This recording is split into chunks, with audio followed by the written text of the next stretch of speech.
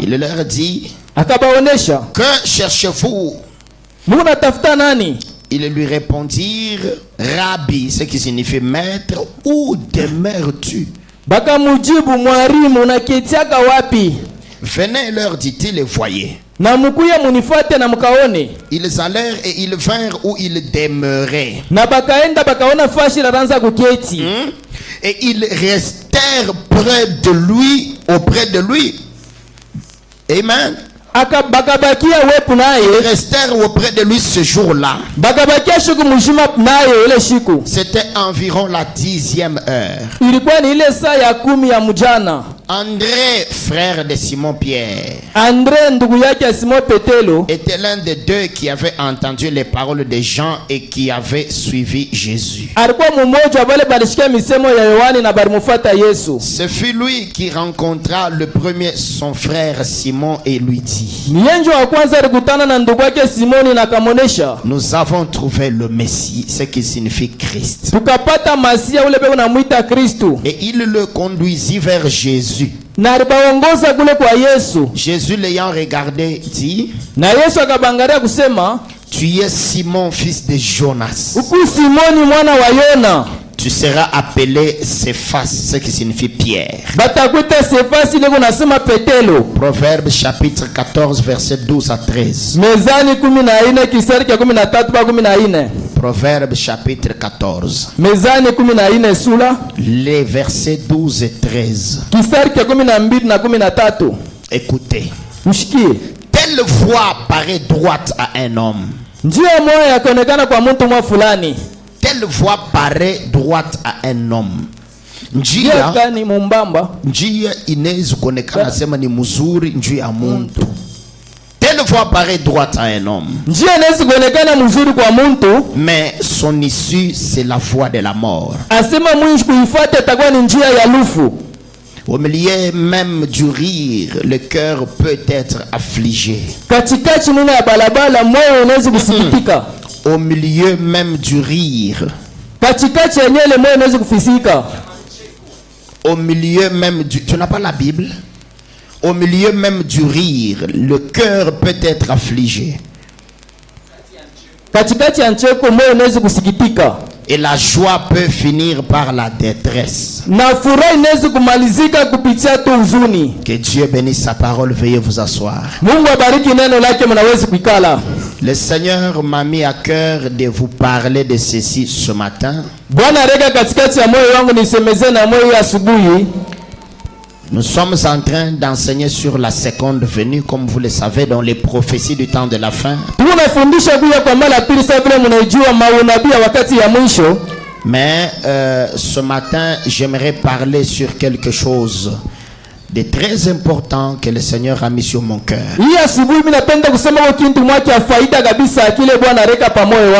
Et je demande votre attention particulière. Je vais continuer avec mon enseignement sur la seconde venue le mercredi, si le Seigneur le permet. Amen. Amen. Mais pour ce matin, il y a quelque chose de très très important, un message de redressement que le Seigneur a mis sur mon cœur, afin que chacun puisse écouter ce message. Et si vous l'écoutez de manière attentive, vous allez gagner. Mais si vous négligez, vous allez perdre. Hein, Daniel, que Dieu te bénisse. Donc tu vas chanter après la prédication, hein, avec ton équipe. Ok, donc nous allons aussi après prédication consacrer l'enfant de frère Fiston. Alors maintenant nous allons d'abord écouter la parole du Seigneur. Amen. Amen. Donc frère Branham dit dans la prédication une tempête qui approche. Na pia kunasema kuile mahubiri zoroba ile kunakaribia.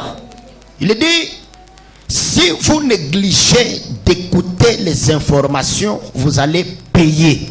Kama munasula kushikia mahabari mutaripa bei. Et si vous négligez les avertissements, Kama munasula le mamukalamusho, vous allez récolter. na mutapata matokeo. Parce que dans ce monde, beaucoup de gens pensent toujours être dans le vrai et avoir raison. Dai dunia yote bantu beko napenda beko mubia kweli na beko na sheria. Et les gens pensent Bantu beko na wazia. que donc vous avez raison. Beko na wazia kusema kuna sheria. Mais le prophète nous enseigne Na beko na tufundisha que l'être humain mwanadamu a été créé pour être une brebis. arumbiwa hivi apate kuya nkondolo. Et une brebis, c'est une personne que l'on conduit. Nkondolo ni ule nyama banongozaka. Frère Branham dit, une brebis ne peut pas se conduire elle-même. Na bia nasema ule nkondolo ashane kuliongoza yeye mwenyewe. Une brebis Nkondolo se laisse toujours conduire. yana rachileka paka kwa kiongozi wake amongoze. Mais un bouc, Sasa ule mbushi mwanaume, vous êtes avec moi. Mungu pamoja na mie, Un bouc, lui, ule mbushi mwanaume yeye, il se débrouille tout seul. yakuna ritafutisha yeye mwenyewe. Voilà pourquoi dans les abattoirs, Frère Branham dit quand on tue les agneaux dans les abattoirs, Na bia nasema mwile chumba ya kule banyama wakati beko naua mwana kondolo, où on prend un bouc, on met devant. beko na beba ule mbushi mwanaume bana mwekea yeye kumbele. Et le bouc là, il part jusque là où il y a la lame qui coupe la tête. Ule mbushi kunaenda mkile kintu kile cha kuingisha kichwa bakate kichwa. Maintenant, on prend les brebis qu'on va couper la tête, on les met derrière le bouc. Bana beba ule nkondolo ile batakata kichwa bana weka kumkongo ule mbushi. Alors, le bouc, lui, il est devant là dans le couloir de la mort. On appelle ça couloir de la mort. Ule mbushi yeye kumule couloir ya lufu ule couloir. Dans les abattoirs. Mule chumba ya kuya banyama. Et quand le bouc est en train d'avancer, Wakati ule mbushi kuna songa, dès qu'il arrive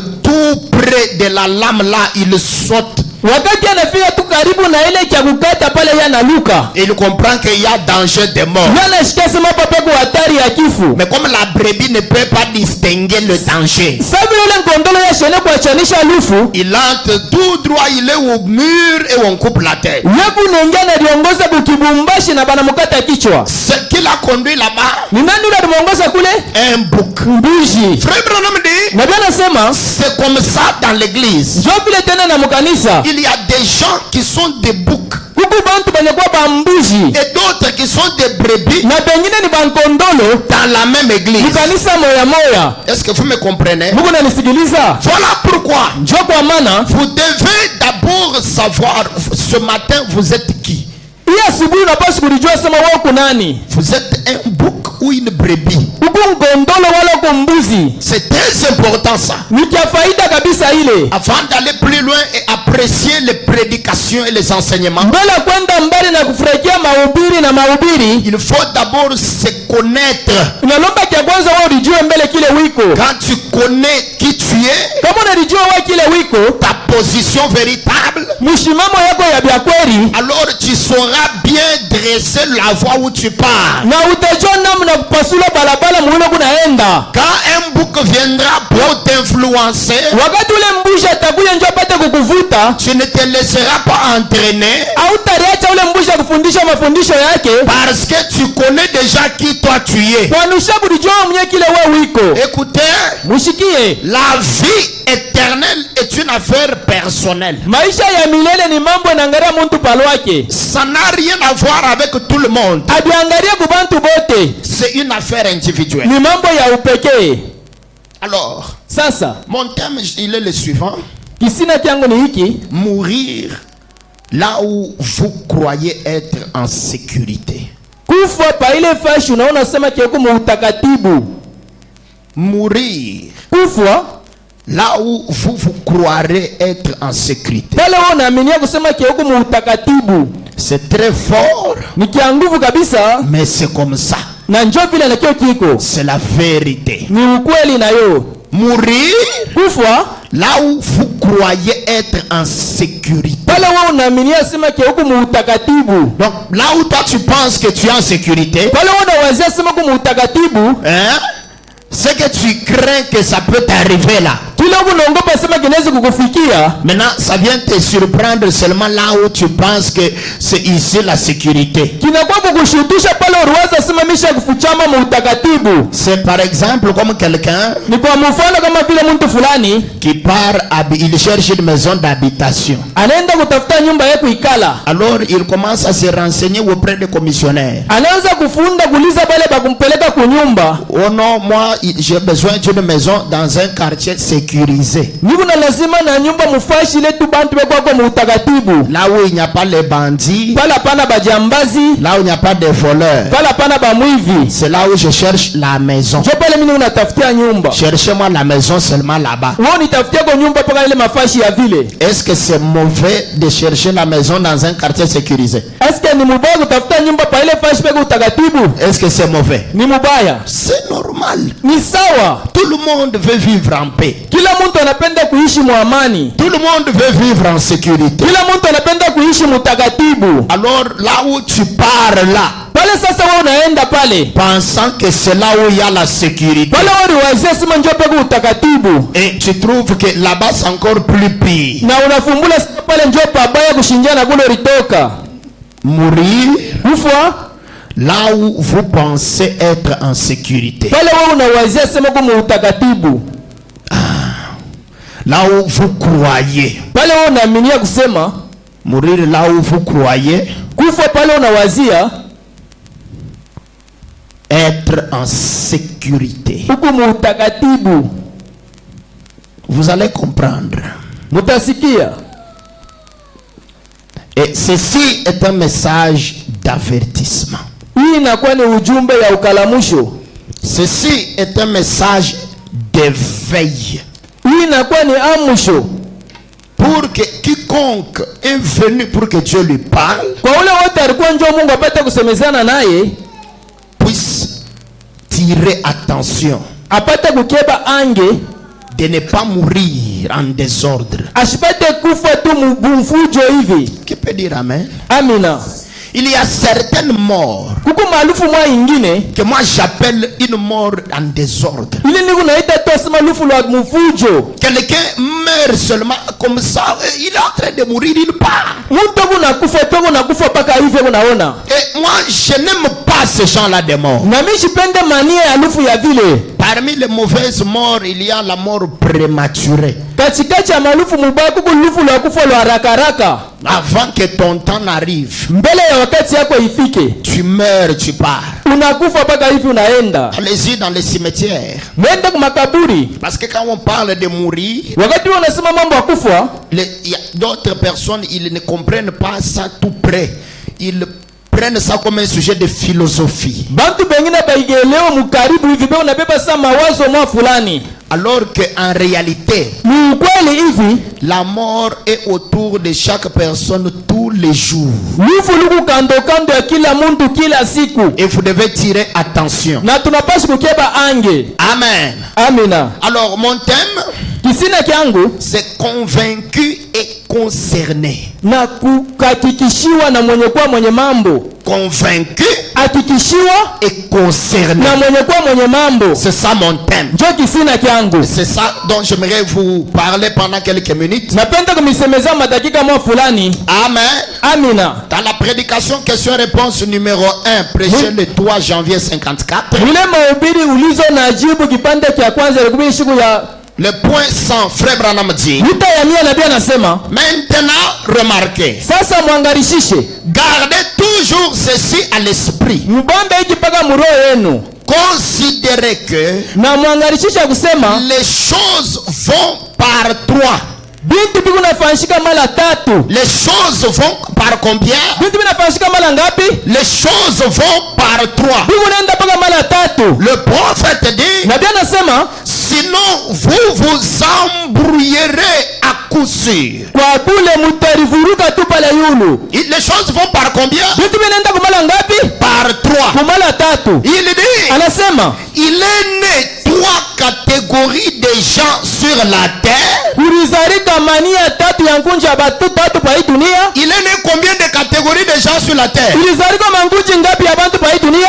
3 catégories Mankunji tatu ya kuachana de gens sur la terre. bantu pa hii dunia. Frère Branham dit, Na pia anasema il y avait 3 catégories au commencement kulikuwa mankunji tatu kule kumwanzo et il y aura 3 catégories à la fin. na kutakuwa tena mankunji tatu kumwisho. Donc pendant que je vous parle ici, Wakati niko na misemezea hapa, je suis en train de parler à 3 catégories de gens. niko nasema kwa mankunji tatu ya bantu bakuachana. Les 3 catégories, c'est qui? Ile mankunji tatu ni banani? C'est premièrement les vrais croyants Bakwanza mbele ni baminifu babya kweli. en toutes choses. Mwi bintu byote. Il y a toujours ces 3 catégories. Niko paka ile mankunji tatu. Premièrement, Ya kwanza ce sont les vrais croyants. ni baminifu bale babya kweli. Deuxièmement, Babiri ce sont les soi-disant croyants ni bale bakuzania baminifu. ou les demi-croyants. Wale baminifu bakipande. Les croyants dont un pied est dedans et un autre est dehors. Mwaminifu ule mkulu wake kundani ingine ko nje. Les croyants Baminifu qui sont croyants quand tout va bien. eku mwaminifu ni wakati mambo yote kunaendeka mzuri. Dès que ça coince un peu, Wakati ile mambo inamuvuruka, le croyant là, il quitte. ule mwaminifu anakimbia. Ça, ce n'est pas un croyant. Ila na mwaminifu wa vya kweli. Ça, c'est un demi-croyant. Ule ni mwaminifu wa kipande. C'est la deuxième catégorie. Njoo nkunji ya pili. Et la troisième catégorie, Kunji ya tatu ce sont les incrédules ou les incroyants. ni bale bakoto kuamini, bale basho kuamini. Ce sont là les 3 catégories de gens. Njoo nkunji ya bantu tatu. Donc, comme vous êtes assis là, Sabile mku benye kuikala pale. il y a les 3 catégories là ici. Kukwile mankunji tatu pa ifashi tusha kuikala. Pendant que je vous parle, Wakati na misemezea, moi, ce matin, mie hii asubuhi, je m'adresse aux 3 catégories de gens. Mungu naubiri kuile nkunji tatu ya bantu. Et vous m'écoutez. Na Mungu nanisikiliza. Maintenant, Sasa, Dieu, il sait Mungu yeye anajua que vous êtes parmi ces 3 catégories. uko katikati ya ile nkunji tatu. Et comme Dieu est omniscient, Sababu ile Mungu wa kujua yote, il sait anajua si vous êtes réellement le véritable croyant kama kumwaminifu ule wa bia kweli, ou soit vous êtes un soi-disant croyant wala kumwaminifu wa kuzania, ou soit wala vous êtes un incrédule. huku mkoto kuamini. Un incrédule. Mkoto kuamini. Et puis, vous savez, un incrédule, c'est la catégorie la plus têtue. Asema ule mkoto kuamini ni nkunji ya bantu bakichwa nguvu kabisa. Ah, c'est ça la catégorie, la 3e catégorie. Njoo ile nia ya tatu, nkunji ya tatu. Je ne vais pas parler avec force comme d'habitude parce que j'ai une 2e prédication ce soir à Kasumbalesa. Shista sema nguvu kabisa, sasa vile mimi nasemaka kila mara, kwa nini na mahubiri ingine kukasumbalesa. Dans la campagne d'évangélisation Mwile kampanya ya kusaka habari njema qui se termine ce soir là-bas. ile tamalizika hii jioni kule. Ils ont fait beaucoup de publicité à la télévision. Barifanya mapublicité ya mingi kwa televisheni. Ça a commencé depuis le vendredi. Ilianza tangia mkashitano. Donc je compte sur vos prières. Niko na babua yule maombi yenu. Et comme j'ai encore prêché hier au golf dans une autre manifestation, Ça ma foi est déjà problématique. Sabila mirubiri jana kule ku golf kampani tena nyingine, mimi nakuwa na mambo ya sauti. Mais je crois que vous allez prier pour moi. Na mimi kusema kia mtaniombea. Amen. Amina. Écoutez, Mushikie. les 3 catégories là sont assises ici. Ile nkunji ya bantu tatu yenye kuikala pa ifashi hapa. Et comment on peut les différencier? Namna gani tunaweza kuivumbula? La première façon de découvrir qui vous êtes, Namna ya kwanza ya kuvumbula kile wiko. pour que là où tu es assis, Njoo ya pale wewe ushakuikala. que tu saches tu es dans quelle catégorie. Na upate kuliweka simu tereka mungunji kani. Que tu saches Upate kujua si tu es un croyant, kama uko mwaminifu un incroyant, wala mgoto kuamini, un incrédule, wala ule mgoto kuamini, un soi-disant croyant. wala ule wakuzania kuaminia. Pour découvrir Njoo kuvumbula ile. toi-même tu es dans quelle catégorie. Wewe mwenyewe mkikosi kani. Pour le savoir, Njoo kujua premièrement, ya kwanza c'est par le sérieux. kupitia tu kwa bintu kubeba bintu na mana. C'est par le sérieux. Kupitia kubeba bintu na mana. J'aime ce mot-là. Napenda ile msemo kabisa. Que quelqu'un dise sérieux. Mtu museme asema bintu kubeba bintu na faida. Premièrement, c'est par le sérieux. Kia kwanza ni kubeba bele bintu na faida. Le sérieux, Kubeba bintu na faida. ça c'est la première façon de le savoir. Njoki namna ya kwanza wewe kujua. De savoir Ya kujua si tu es un vrai croyant, kama uko mwaminifu wa bia kweli, un soi-disant croyant, wala wakuzania kuaminia, un incrédule. wala mkoto kuamini. C'est la manière dont tu prends les choses. Munamna leo unabeba bintu vya Mungu. Pourquoi je dis ça? Njoni mimi nasema vile. Parce que écoutez très bien. Munisikie mzuri. Une personne normale sur cette terre Muntu wa sawa pa hii dunia hapa est une personne qui a des principes. ni ule muntu kuna makanuni. Quelqu'un de normal, Ule muntu akusawa.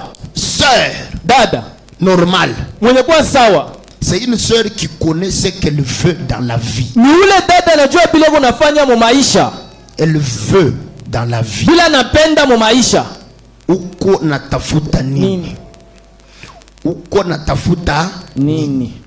un frère sérieux. Ule ndugu kuna maana Je parle du sérieux. ni unasema mambo ya faida. C'est un frère qui connaît, il cherche quoi? Ni ule muntu anajua kunatafuta mbele nini mu maisha. Il cherche quoi? Hebu natafuta nini? Est-ce que vous êtes avec moi? Mungu pamoja na mie. Vous êtes avec moi? Mungu pamoja na mie. Quand quelqu'un part faire le champ, Kama muntu anaenda kulima mashamba, il va faire ces champs-là pour avoir quoi? hebu naenda kulima mashamba njoo apate nini? Il cherche quoi? Hebu natafuta nini yote? Il va faire le champ. Pourquoi? Hebu nalima mashamba njoo ya nini? Il faut avoir des objectifs. Inalomba kuwa na kifukishio, Il faut avoir des principes dans la inalomba vie. kuya na makanuni mu maisha. Que quelqu'un dise principe. Mtu fulani aseme kanuni, Répétez principe. vituluka kanuni. Vous devez avoir des objectifs Tunapaswa kuwa na bifukishio que vous poursuivez. bila tuko natafuta. Vous devez avoir des principes Tunapaswa kuya na makanuni sur lesquels vous êtes bâtis. pa ile wewe unajengewa, Et vous devez vous battre unapaswa kujengewa pour respecter ces principes-là. njoo kuheshimia ile makanuni ile. Tu ne peux pas être quelqu'un qui n'a pas de principes. Aone kwa mtu fulani washo makanuni. Tu ne peux pas être quelqu'un qui n'a pas d'objectif. Aone kwa mtu fulani na mashaba ma fulani. Une parenthèse. Nous Mungu sommes wa en 2024 au mois d'octobre à la fin. tuko mwaka 2024 mwezi ya 10 kumwisho. Aujourd'hui c'est le 27 octobre. Leo ni siku ya 27 mwezi ya 10. Et dans 3 jours nous entrons au mois de novembre. Mu mashiku tatu tengia mwezi ya 11. Après novembre c'est décembre et puis on entre en 2025. Kisha iko mwezi ya On entre en 2025. mwaka 2025. Écoutez, Musikie. vous allez entrer en 2025. Mutengia mwaka 2025. Mais quand vous êtes entré en 2024, vous aviez défini vos objectifs par rapport à quoi? Wakati tulingia mwii mwaka tunaanza kumaliza hii. Bifukishio byako ulipanga munamna kani? Les objectifs spirituels. Bifukishio bya kiroho. Ton âme était où? Nafsi yako iko wapi?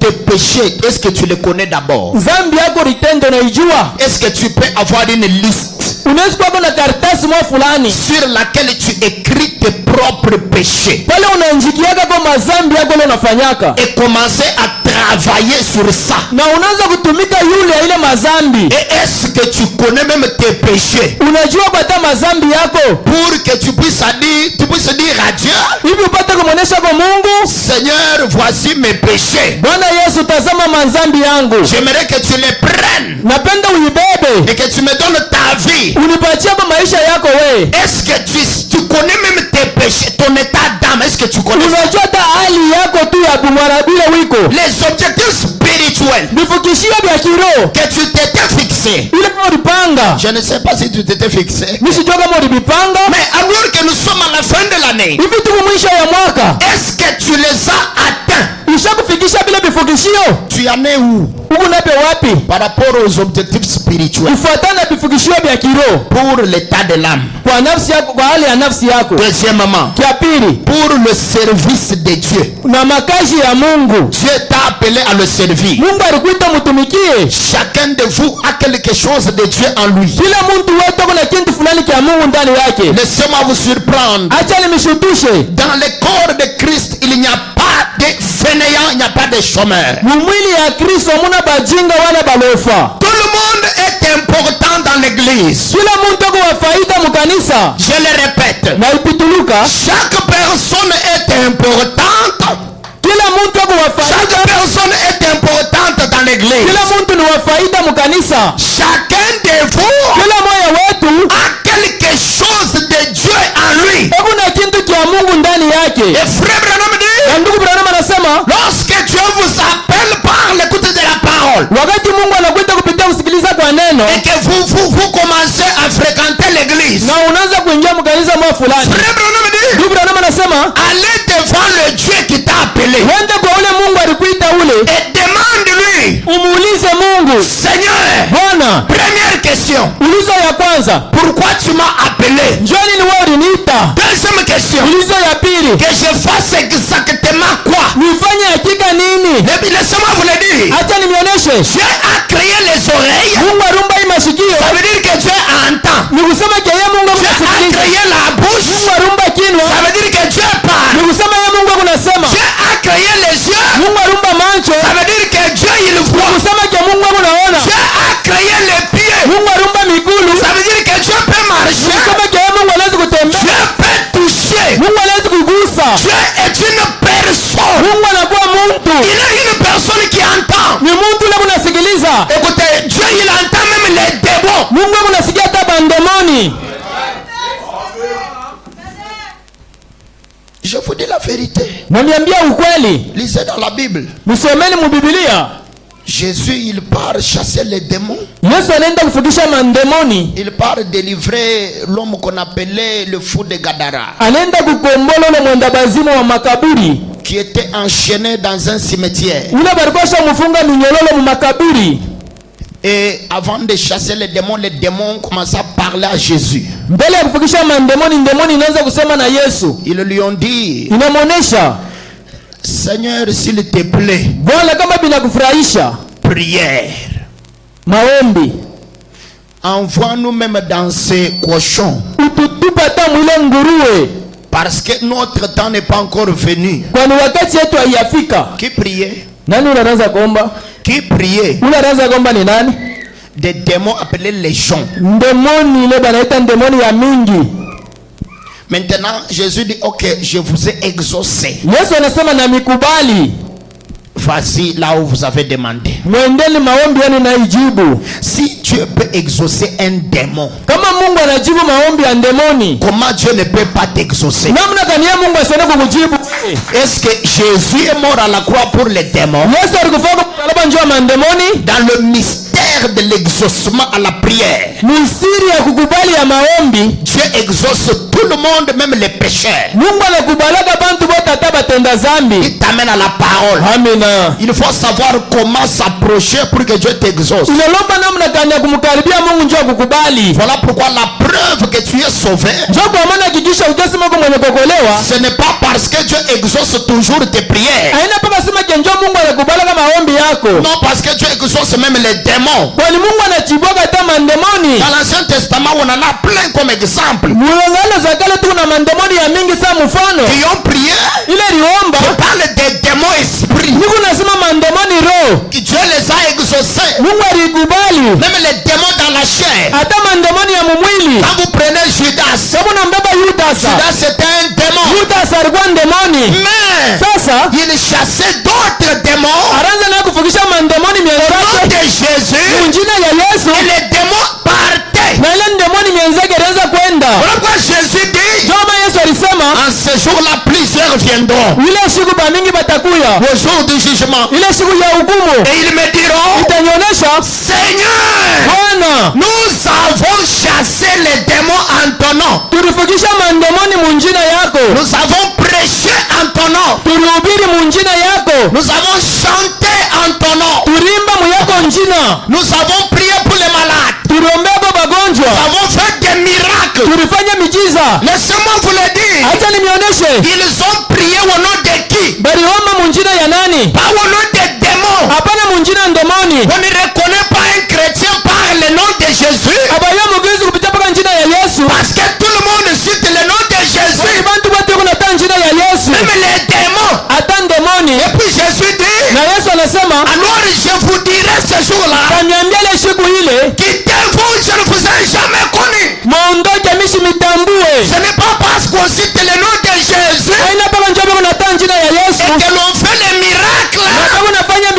cela qu'on est sauvé. Non. Njoo ile tunaokolewa pana. Non, ce n'est pas ça. Haina njoo ile.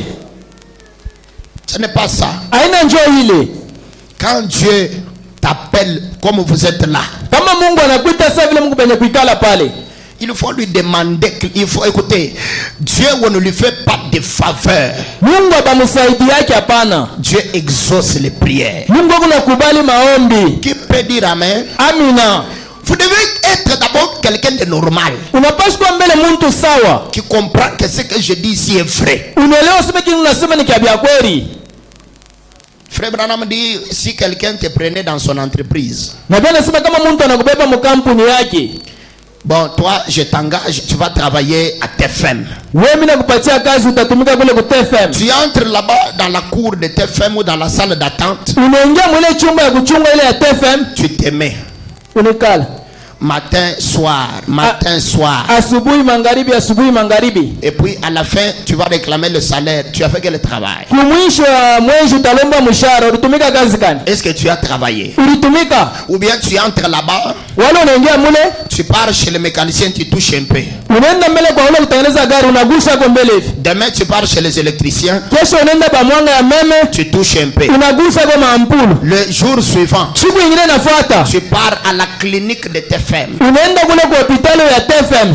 Tu portes la robe des médecins, tu commences à soigner les gens. Unavala kule nkanjo ya pale pa kumunganga, unaanza kutunza na we bantu. Le jour d'après, Kesho ya kuribu, tu quittes là-bas la médecine, unatoka kule kwa munganga, tu montes dans le véhicule, tu deviens chauffeur. unapanda mugari, unakuwa driver. Bon, tu fais quel travail? Wewe kazi yako ni kazi gani? Frère Branham dit, quand quelqu'un te prend au travail, Na bila sema kama mtu anakubeba kukazi, toi demande-lui, vous m'avez engagé pour faire quel travail? wewe muulize sema ulinipa kazi njoo nitumike kazi Et gani? que l'on te précise le travail, Na bakonesha kazi ya kutumika, que l'on te précise le salaire. na bakonesha mshahara yako. Frère Branham dit, Ibrahim anasema quand Dieu t'appelle, kama ye Mungu anakuita, comme vous êtes venus ici, kabla mnakuya hapa, vous devez avoir le courage mnapaswa na juhudi d'aller vers Dieu dans la ya prière. kwenda kumbele ya Mungu Dans la prière. mu maombi. Et vous lui demandez, vous tenez une conférence avec Dieu. Unafanya masungumuzo na Mungu, Vous lui parlez. unasumbulia Dieu, naye. il est ton père. Mungu ni baba yako, Tu lui poses la question. unamuuliza ulizo, Bon, Seigneur, moi, tu m'as appelé à faire exactement quoi? Bwana ulinita nifanye hakika nini? Que tu sois frère, Ukwe nduku, que tu sois soeur, ukwe dada, vous devez avoir le courage. unapaswa na juhudi. Vous, vos prières, c'est seulement Seigneur, donne-moi. Maombi yako ni paka Bwana unipe, Bwana unipe. Les sœurs, Badab. Seigneur, donne-moi un bon travail. Bwana unipe Et un kazi. bon mari. Unipeke Bwana mzuri. Après le mariage, Kisha ndoa, Seigneur, les enfants. Bwana batoto. Après les enfants, Kisha batoto, Seigneur, bénis mon mari qu'on ait beaucoup d'argent. Bwana bariki bwanangu akwe na fedha mingi. Que mon mari n'épouse jamais une deuxième femme. Bwanangu ashowe tena bibi wa pili. Même si tu as un comportement comme chic, kabouas. Hata kama unakuritwala saa mvunja. Même si tu as un comportement comme un serpent dans la maison. Hata kuna kuritwala saa nyoka munyumba. Seigneur, que mon mari ne prenne pas une autre femme. Bwana ashowe bibi tena mwingine. Seigneur, que mon mari, Seigneur, Bwana yangu. c'est fini. Donc votre vie Njoo maisha yako tu yote ile. se résume à ça. Njoo inaweka paka pabile. Donc ta vie sur terre Maisha yetu pa hii dunia. se résume à ce que je dis là. Uku yulu tu paka hivi mimi natokea kutaya hivi. Tu es dans quelle catégorie? Uku mungunji kani sasa. Des croyants, Ya mwaminifu, des soi-disant wala wakuzania, ou des incrédules? wala mkoto kuamini. On vient de ce côté. Na kwa hii ngambo. Frère va prier. Ndugu anaweza kuomba. Beaucoup ici, écoutez, je peux vous dire la vérité. Ba mingi mimi naweza kumwambia ukweli. Vous êtes venus ici pour que Dieu vous donne l'argent. Munakuja hapa njoo Mungu amipe fedha. Qu'il bénisse votre travail. Abariki makazi yenu. Comme vous savez que le pasteur Paul Charit, Dieu lui a donné un nom de miracle. Sababu mnajua sema pastor Paul Charit Mungu anapale mdoa ya Il miujiza. va prier pour nous, tout ira bien. Atatombea makazi yetu tenda kumbele. Nos maisons, que la mort n'entre pas. Manyumba yetu kifa kitengia. Que les malades soient tous guéris. Bagonjwa wote batunziwe. Que tout marche bien. Na vyote viendeke mzuri. Donc vous êtes ici par intérêt égoïste. Mungu hapa njoo matokeo yenu ya upekee. Vous devez aimer un pasteur qui vous dit la vérité. Mnapaswa kupenda pastori unaniambia ukweli. Vous venez à l'église Unakuwa kukanisa pour que Dieu vous fasse, vous donne. Mungu azapaka kumipa mipa kumipa. Ça ne marche pas comme ça. Abiandegeke munamna ya ile. Quand vous mettez longtemps, ça ne marche pas. Jogo amana mutekala wakati mulefu abitendeka. Changez. Badilika. Devenez d'abord sérieux. Kuya mbele sawa. Il y a un début à toute chose dans la vie. Kuku mwanzo wa bintu byote mu maisha. Écoutez, je vais prêcher là et puis quelqu'un dit oh c'est pasteur, il prêche très bien. Minaweza kuhubiri pale bantu wanasema pastor unahubiri mzuri. Mais j'ai eu un début. Nilikuwa na mwanzo. Qui peut dire amen? Amina. J'ai eu un commencement. Nilikuwa na mina mwanzo. Et j'ai suivi les principes de Dieu. Na nilifuata makanuni ya Mungu Pour faire son travail. njoo kufanya kazi ya Mungu. Je ne me suis pas improvisé prédicateur parce que j'ai rêvé. Shina tu mwenye kulamuka peke hivi mimi natokea mhubiri hapana. Bien on m'a donné une prophétie, non vous êtes prédicateur maintenant commencez à prêcher. Wala balinipatia unabii sema kwa mhubiri anza kuhubiri. Il y a eu un travail basé sur les principes de la parole. Kulikuwa kazi yenye kuwekea misingi ya neno la Mungu. Ça veut dire je sais ce que Dieu m'a dit. Ya kusema ke najua kile Mungu alinionyesha. Je connais où je vais. Najua na kule niko naenda. Même les enseignements, Hata mafundisho je ne les donne pas parce que je pense qu'il faut les donner. shiileta kufuata sema ke mimi napamba kuileta. Donc Dieu il est dans le programme, il sait comment il fait. Mungu wako mumapo anajua namna kanye kunafanya. Vous devez aller vers Dieu. Tunapaswa kwenda kwa Mungu. Chaque personne. Kila mtu Unabeba Mungu unamweka hapa. Unamuliza Mungu. Tu veux que je fasse quoi? unapenda nifanye nini? Qui peut dire amen? Amina. Ça ne sert à rien de courir. Dis à ton voisin ça. Abisaide kukintu kukimbia. Ça ne sert à rien.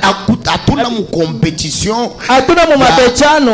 Il n'y a pas la seule compétition. Mabechano mwa tuko nayo. C'est qui a atteint les objectifs que Dieu lui a donnés. Yule anapata kifukisho kile yeye Mungu alimupa. Parce que l'apôtre Paul dit nous sommes en compétition. Mtume Paulo kunasema tuko mu mabechano. C'est cette compétition là. Ile mabechano ile. Qui peut dire amen? Amina. Premièrement vous demandez à Dieu. Kwa kwanza unauliza kwa Mungu. Seigneur, que veux-tu que je fasse? Bwana unapenda nifanye kwa nini? Hein, Patrice? Ndugu Patrice. Frère Branham dit Dieu ne vous a pas créé pour aller travailler et gagner l'argent. Nabii anasema Mungu ashikutume njoo kwenda kutumika kupata fedha hapana. On est en 2024, tu vas le servir quand? Tuko mu 2024 utamtumikia wakati gani? Est-ce que vous savez que Mutasamba, vous allez répondre au jour du jugement pour le don que Dieu a mis en vous, même si c'est un petit don comme ça. Vous savez que vous allez répondre? Utajibu siku ya hukumu kwa zawadi hata kidogo ile Mungu aleka ndani yako. Est-ce que vous le savez? Unajua ile? Vous devez le savoir. Unapaswa kuijua. D'autant plus qu'il n'y a personne qui est chômeur dans le corps de Christ. Ni kama vile hakuna mulofa mu mwili ya Kristo. Chacun de vous répondra. Kila mmoja wetu atajibu. Et pendant que je vous le dis, les anges enregistrent ça. Wakati niko nasema ipa malaika beko na bamba ile mu mabenzi. Certaines personnes, Bantu bengine Dieu leur a donné un don. Mungu alipatia zawadi. D'autres, Bengine 2. mbili. D'autres, Bengine beaucoup de dons. ya mingi mazawadi. Tu peux dire amen. Amina. Maintenant, il faut être sérieux. Il faut être sérieux. Inalomba kubeba na maana bila Mungu alikupatia. Vous devez apprendre à être sérieux. Unapaswa kufunda namna kubeba bintu vya Mungu na maana. C'est pas possible. Habiwezekane. On ne peut pas avancer comme ça. Atone kusonga mwi namna ya hivi. Nous ne sommes pas des animaux, nous sommes des êtres humains. Hatuna banyama tuku bantu. Qui peut dire amen? Amina. Vous devez vous asseoir. Muntu ni ule kuna akili.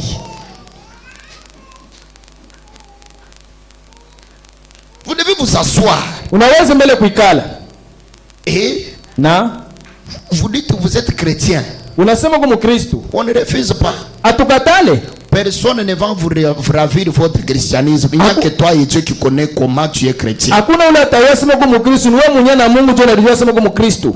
Mais laissez-moi vous parler la vérité. Acha sasa nimeambia ukweli. Ça ne sert à rien de nous impressionner comment vous êtes chrétien. Bisaide kukintu wewe utweke tu mambo asema kwa Mkristo. Nous venons loin, on a beaucoup vu. Tunatoka mbali tushakuona vya mingi. Il ne s'agit pas de ça. Ailombe tu ile. Être chrétien, Kwa Mkristo, d'abord ce sont les principes kia kwanza mbele ni makanuni et les objectifs. na bifukishio. Qui peut dire amen? Amina. Premièrement, Kia kwanza kwanza. Dieu, tu m'as appelé à faire quoi? Albert, est-ce que tu peux dire amen? Mungu ulinita nifanye, ndugu Albert unaweza sema amina? Dieu, tu m'as appelé à faire quoi? Mungu ulinita nifanye nini? Si c'est aller à la montagne pour ça, allez-y prier. Kama ni kuenda kumilima wende ukaombe. Si c'est venir ici, viens prier ici. Kama ni kuya hapa kuya kwa Si madhabahu. c'est prier dans ta maison, prie. Kama ni kuombea kwa nyumba yako omba. Prie là-bas Ombea kule jusqu'à ce que Dieu te parle. kufika mpaka pale Mungu atakusemezea. Écoutez, je vous ai démontré que Dieu parle même aux démons. Mimi niambia kusema ke Mungu unasema yeye ataka mandemoni. Il va te répondre. Atakujibu. Hawezi kuvivre sans nyama. Tu ne peux pas vivre comme un animal. Hautaishi bisa nyama. Le christianisme, c'est le niveau le plus élevé du mysticisme. Asema Bukristo ni hatua moja ya lulu kabisa. Vous savez pourquoi vous craignez les rosicruciens et les sciences les gens qui travaillent avec Satan? Njoni mnaongopaga hapa bantu bachawi hapa unatumika pamoja na Vous shetani. savez pourquoi? Mnajua njoo ya nini? C'est parce que vous n'êtes pas sérieux pour commencer. Njoo kia kwanza mubebe na faida bintu vya Mungu kia kwanza. Vous n'êtes pas sérieux? Ambebe faida na bintu vya Mungu. Moïse, un homme Moïse. Musa tu muntu bakefi muntu. Il part en Égypte. Anenda ku Misiri. Il va affronter le chef de tous les démons de la terre qu'on appelle Pharaon. Anenda kulinganishana na mkubwa wa mandemoni yote le banaita asema Faraoni. Pharaon était adoré comme Dieu. Faraoni baranza kumwabudu sawa vile Mungu. Il n'y avait pas de magie sur la terre de plus que la magie égyptienne. Aukuwa buchao pa hii dunia bule bulishindia bule bwa Misiri. Maintenant Moïse, il part Musa sasa anaenda affronter un homme comme ça et lui dire que écoute, Dieu il dit lâche les gens qui le partent. anenda kulinganishana na muntu wa vile anamwambia sema Mungu anasema achilie babantu baende. Pharaon était Dieu. Vous pensez que c'était facile? Faraoni alikuwa Mungu, anasema ilikuwa kipesi. Mais pourquoi Moïse n'a pas eu peur? Njoni ni Musa ashukua na boka. Il était sérieux. Alikuwa na wazi. Qu'est-ce qui faisait de lui sérieux? Kile kinaanza kumfanya kwa wazi. C'est parce que Dieu lui avait dit ce qu'il devait faire. Kwani Mungu alikuwa shakumwonyesha kile alipaswa kufanya. Si Dieu te dit ce que tu dois faire, Kama Mungu anakuonyesha kile unapaswa kufanya, et que tu es sur le chemin du devoir, na uko munjia yako ya mapasho, même si Lucifer se lève lui-même, hata birisa analamuka yeye mwenyewe, tu vas lui dire, utamwonyesha je ne suis pas ici par moi-même, hapa mimi et mwenyewe. je n'ai pas peur de toi. Sina na boga na C'est l'Éternel qui m'a envoyé. wa milele ndio alinituma.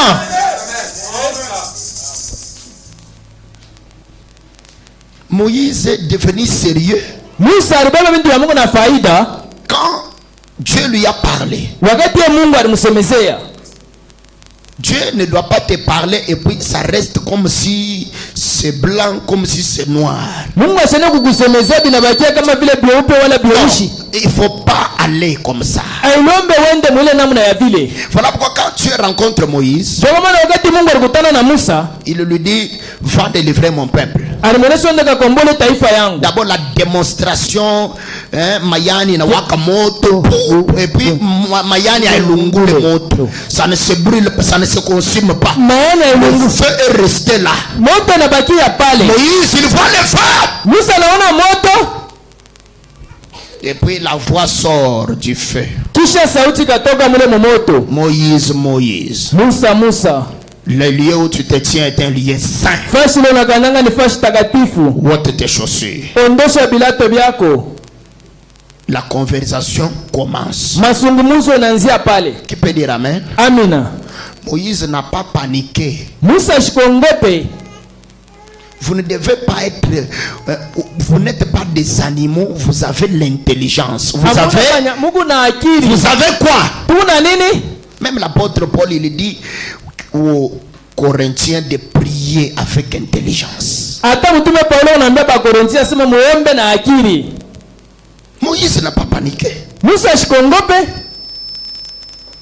Il a dit ok, ça va. Akasema ndio sasa. Je vais d'abord ôter les chaussures et puis on va écouter. On va faire quoi? Il n'a pas, il va fuir et puis il fuit. Il dit j'ai rencontré Dieu, c'est fini. Voilà. Tu vas rencontrer comment un feu. unakutana ni moto. Et puis le feu, il a dit quoi? Il a dit le lieu, il était saint. Na ile moto akasema ile fasi ni takatifu. Et puis après, Na kisha yake il y a eu quoi? kulikuwa nini? Non, il fallait que je fouille parce que c'était terrible. Inalomba nikimbie njoo bilikuwa bigumu kabisa. Et beaucoup sont comme ça. Na bamingi beko namna ya vile. Ils n'ont pas de substance de ce que Dieu a dit. Hapana na ile kushimama kusikiliza kile yeye Mungu anasema. Ils sont pressés. Bote kurakaraka. Je n'ai pas dit que beaucoup n'ont pas vu Dieu. Sikusema ke bamingi baone Mungu Beaucoup ont vu Dieu. Bamingi bariona Mungu. Mais ils étaient pressés. Barikuwa rakaraka. Dieu, il faut aller avec lui jusqu'au bout. Mungu nalombe kwenda naye paka na kumwisho. Est-ce que vous me saisissez? Mungu nanishika vile ninasema. Alors Dieu a commencé à parler à Moïse. Mungu akaanza kusema na Musa. Non, je suis descendu Ndio mimi nashuka pour délivrer mon peuple. njoo kukombola taifa yangu. J'ai entendu les cris Mimi nasikia malalamiko yabo. que les Égyptiens lui font pousser. Ile malamisi be minisi nafaa basukume masauti. Maintenant, je t'envoie toi Na kutuma sasa wewe un contrat. On fait un contrat. tunafanya ile mapatano. Je t'envoie toi, Na kutuma wewe va en Égypte wende ku Misri pour les délivrer. njoo kubakombola sasa. Hein, Moïse, tu as compris? Musa unasikia? Mes amis, j'aime Moïse. Marafiki yangu napenda kabisa Musa. Moïse dit à Dieu, on a sait nini? Musa Moïse n'a pas paniqué. Musa shikongope. N'a pas dit comme c'est Dieu qui s'est identifié ici. Sasa vile ni Mungu analitambulisha hapa. Allez, je pars. Mimi naenda tu. Il commence calmement. Anaanza mbele mkimya. D'abord, toi-même qui me parles là, je vais leur dire que tu t'appelles comment? Wewe mwenyewe unanituma nitakuita sema jina lako ni nani? Oh non, je suis le Dieu d'Abraham, Wewe ni Mungu wa Ibrahimu, Isaac, wa Isaka, de Jacob. wa Yakobo. Je suis celui qui suis. Niko ule eko. Ok, très bien. Ndio. Tu sais que Pharaon n'est pas un homme normal. Unajua sema ke Farao na shina muntu sawa. Moïse montre à Dieu que le travail qu'il lui donne là, Musa alimuonesha Mungu asema ile kazi kunamupa ile. ce n'est pas une petite affaire. Haina kazi teketeke. Tu peux dire amen. Amina. Dans le monde où on vit ici, Hii dunia tuko naishi. Satan est là Shetani eko wako. et les démons sont là. Na mandemoni kwako. Tu ne peux pas seulement, tu laisses la sorcellerie et la magie, Haina tu kuacha tu buloji na buchawi. puis tu deviens chrétien, Kesho yake unakuwa Mkristo. mais chrétien qui n'a pas de base solide. Mkristo una shida na misingi ya. Est-ce que vous comprenez? Unasikia mzuri? Dans les travaux que vous faites là, vous pensez que tout le monde qui fait le même travail que toi, il le fait avec Jésus. Mula makazi munafanyaka unasoma pale bote munatumika na wale makazi peko naitumika na Yesu. Le Jésus c'est à la bouche, mais le secret dans le cœur, vous ne connaissez pas. Yesu peko na mutatu ni kumilomo siri ya muroho utaijua. Il y a des gens qui font fétiche pour avoir l'argent. C'est Kuko plein, peko napata plein. madawa njoo kupata fedha peko mingi. Et ce dimanche, ils sont à l'église. Na muyenda banenda kwa makanisa. C'est très dangereux. Ni hatari kabisa. Qui peut dire amen? Amina. Alors vous devez savoir, vous vous tenez où? Tunapaswa kujua simu unashimamia wapi. Vous êtes dans quelle catégorie? Huku mungunji kani. Même à l'école, tous les élèves n'ont pas l'intelligence de Dieu.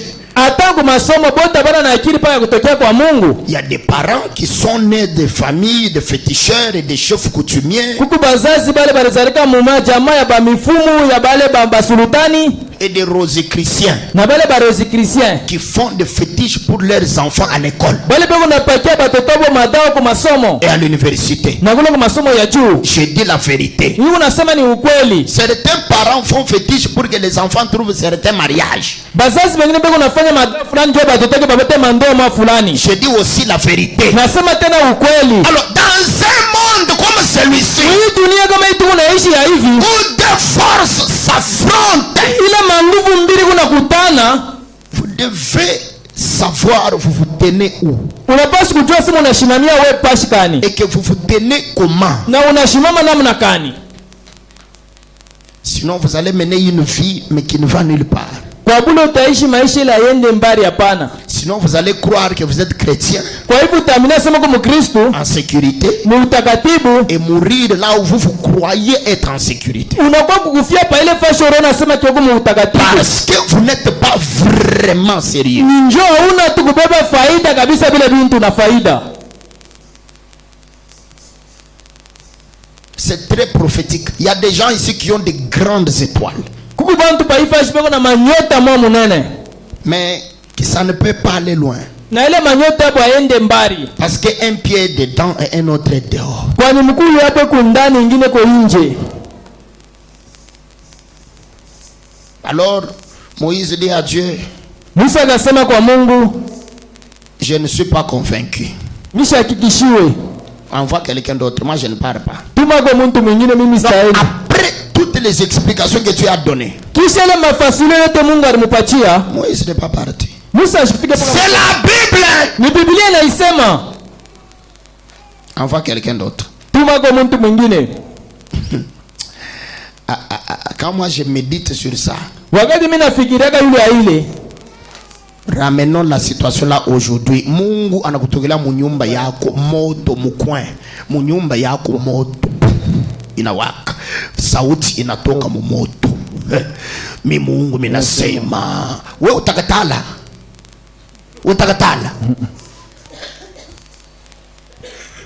Et puis Dieu il fait les démonstrations, il dit à Moïse, prends le bâton, jette par terre. Mungu akafanya ile mamamba sima bebele bakora tupa pa bulongo. Mwinko yako ya bukari ile Mungu anakuonesha tupa ile sauti inakuonesha tupa chini, unatupa na kwa nyoka munyumba. Et puis ukimbia ta. Tu ne fuis même pas. Au kimbi. Et puis Dieu dit à Moïse, touche la queue. Na Mungu akasema bamba kumukila. Il touche la queue. Bamba anabamba ça devient un bâton. Unageuka na kuwa bakora. D'abord la manière vous fouillez serpent, vous allez oser. Namna leo unakimbiaga nyoka wewe unaweza kupima. Pas n'importe quel serpent, mamba noir. Haina tu nyoka yote yote. Au cobra. Wala ule cobra. Donc, tu regardes d'abord le serpent, donc tu te rends compte que tu es déjà mort. Mais l'homme là, il se tient là. C'est ça les vrais hommes. Parce que tant que Dieu n'a pas terminé avec toi, rien ne peut te nuire. Vous devez savoir ça, que vous êtes dans un programme avec Dieu. Et qu'il n'y a pas un contrat d'un sorcier. Écoutez, il y a des choses qu'il faut refuser même sans prier, sans gêner. Vous faites les loups sans vous. Vous parlez. Et les choses arrivent. Faut penser que les sorciers, quand ils envoûtent, ils font comment? Ils parlent. Ils parlent. Maintenant, vous aussi, pour désenvoûter les sorciers, vous devez parler. Quelqu'un, il te jette une mauvaise parole, même en blaguant. Renverse ça seulement là. N'attends pas. Même si c'est un prédicateur, toi tu changes la chose. Ça se fait au nom de Jésus, ça n'arrivera pas.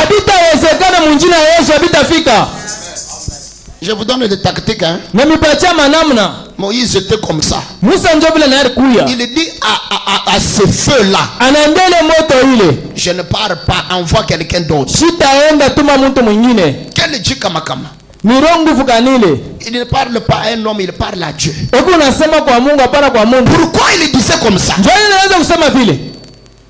Pourquoi? Il voulait se rassurer. Oh là là.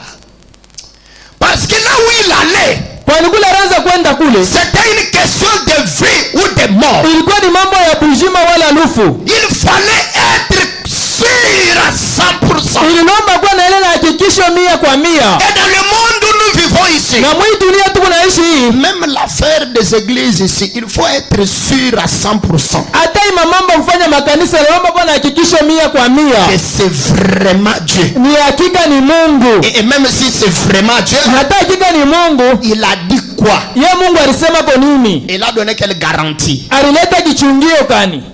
Et il dit à Moïse, moi-même je serai avec toi. Tu feras ça, ça, ça. Alors Moïse a accepté. Il est parti. Mais vous acceptez, vous partez seul. Pourquoi? Est-ce que Dieu vous a dit qu'il sera avec vous? Mungu ashakuhakikishia sema atakuwa na wewe. Moïse savait. Musa alijua. Dites tous amen. Tuseme shibote amina. Dieu lui a dit clairement sa mission. Mungu alimpatia wazi kazi yake. Dieu doit vous dire pourquoi il vous a créé. Mungu anapaswa kuonesha ni njoo nini alikumbaka. Samoye vile fo unaikala mbele unaikala unamuuliza Mungu, mimi niko mtoto wako, mshina mtoto wako. Unaniumba njoo ya nini? Parce que je suis libre. Kwa nini niko huru? Tu peux dire amen? Amina. Tu dois parler comme ça avec Dieu. Unapaswa kusema vile na Mungu. Je suis aussi libre. Na mimi niko huru. D'aller féticher. Ya kwenda kufanya na mimi madawa. C'est une liberté que Dieu vous a donnée. Ni huru ile Mungu alimipatia. Dites amen. Amina.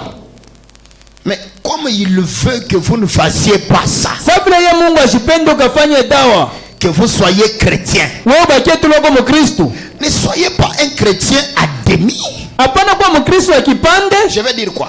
Napenda kusema nini? Quand on va proclamer les chrétiens. Wakati ile batanza kutaya bale ba Kristo. En ce jour-là. Ile siku ile. Tu seras le 40e. Wewe utakuwa wangapi mkristo wangapi? Bon, ce que je dis ici, ça entre ou ça n'entre pas? Hiki niko nasema kinaingia wala kiingie. Quand on va proclamer les chrétiens. Wakati ile batanza kutaya kwa ba Kristo. En ces derniers jours-là. Ile siku ya mwisho ile. Tu seras le chrétien de quelle catégorie parmi les trois? Wewe utakuwa mkristo wa nkunji kani katikati ya nkunji tatu. Aujourd'hui je ne prêche pas, je n'enseigne pas, je parle. Leo mishubiri sifundishe niko nasema.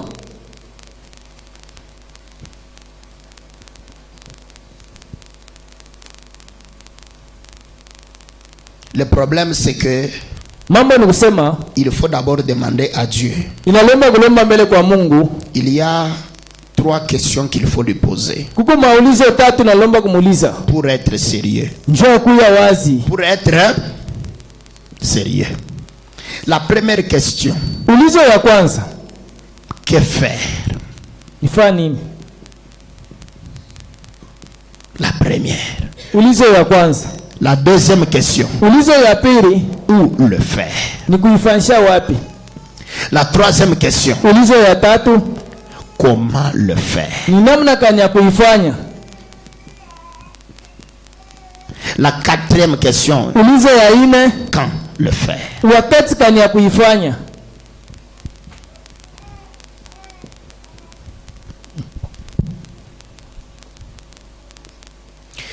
Excusez-moi, mais c'est ce que moi je crois. Munisamee kwa njoo kile mimi naaminia. Hein, héritier sainté. Moi je crois. Héritier wa kupika kina njoo kile mimi naaminia. Je crois que naaminia kusema mieux vaut être un très bon païen que être un mauvais chrétien. Inalomba kuye tu mpagano mubaya kabisa kuliko je n'ai pas dit ça. Ni mzuri unakuya païen wa mzuri, mpagano wa bien que kuya mukristo mubaya. Qui a compris ce que je dis? Nani anasikia kile mimi nasema? Dans les choses de Dieu, il n'y a pas de demi. Aujourd'hui, en écoutant ce message, prenez la décision finale. Chacun de vous, soit vous abandonnez le christianisme, mais alors entrez dans la vie païenne complètement. C'est ce qui est normal. Mais si vous dites que vous êtes chrétien, vous risquez de mourir là où vous croirez en sécurité. Vous devez vous rassurer que vous êtes un chrétien complet. Chaque jour de culte, 30 minutes avant, vous êtes à l'église.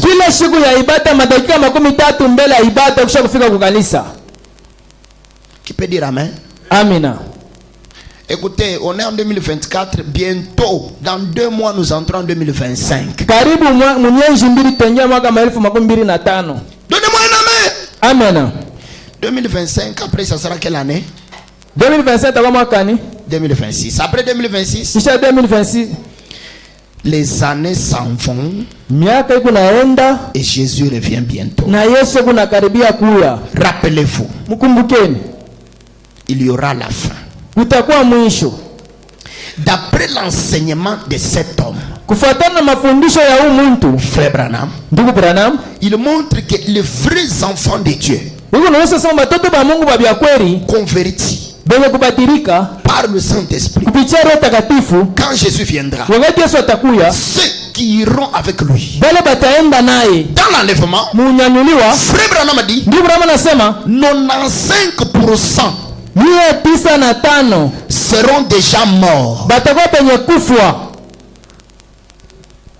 Et que très peu de vivants monteront. bantu bachache bajima Très peu. bachache Mourir là où vous croyez être en sécurité. kufia pale unaona sema kama utakatifu. Maintenant, parce que Frère Branham, il va très loin. C'est très fort.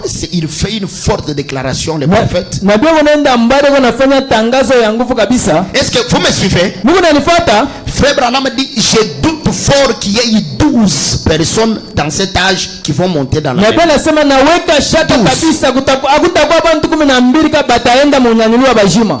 Hein? Maintenant, Sasa 12, hein? 12 Branham dit, je doute fort. Donc, na Biblia inasema naweka il shaka croit qu'il y kabisa. ait 11. Anaweza sema Yesu hata Il 11. croit qu'il y aura 11, mais 12, il doute. 12 anaweka shaka.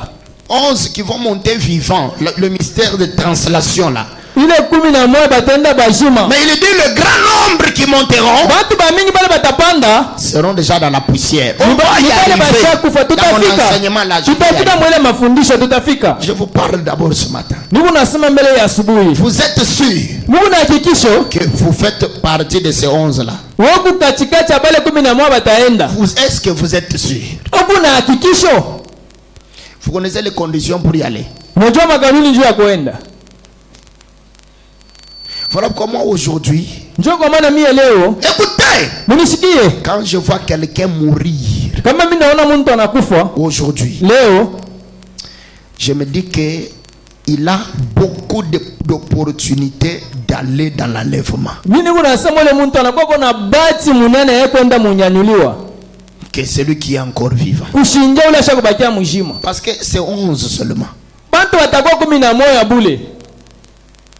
Prenons seulement la ville de Lubumbashi. S'il faut que 11 aillent dans l'enlèvement, combien d'églises vont faire néant? Tubebe tu mji ya Lubumbashi. Kama wanasema 11 itaenda, mwili Lubumbashi makanisa ngapi itashinda? Seulement les pasteurs d'abord. Combien de pasteurs vont manquer l'enlèvement? Tubebe wale bapastori bangapi Voilà batakufa. pourquoi, moi, quand je vois quelqu'un mourir, Kama mimi naona mtu anakufa, je me dis que bon, c'est quand même un bon signe pour lui. mimi nasema kwake inakuwa tu alama mwa mzuri. Je ne vous dis pas d'aller prendre les poisons, mourir pour que vous puissiez aller vite, vite. Je Mimi pas dit ça. siseme ende kabe dawa mpanye ukune ukufa ende ragaraka pana. Dawa mpanya na wanaka.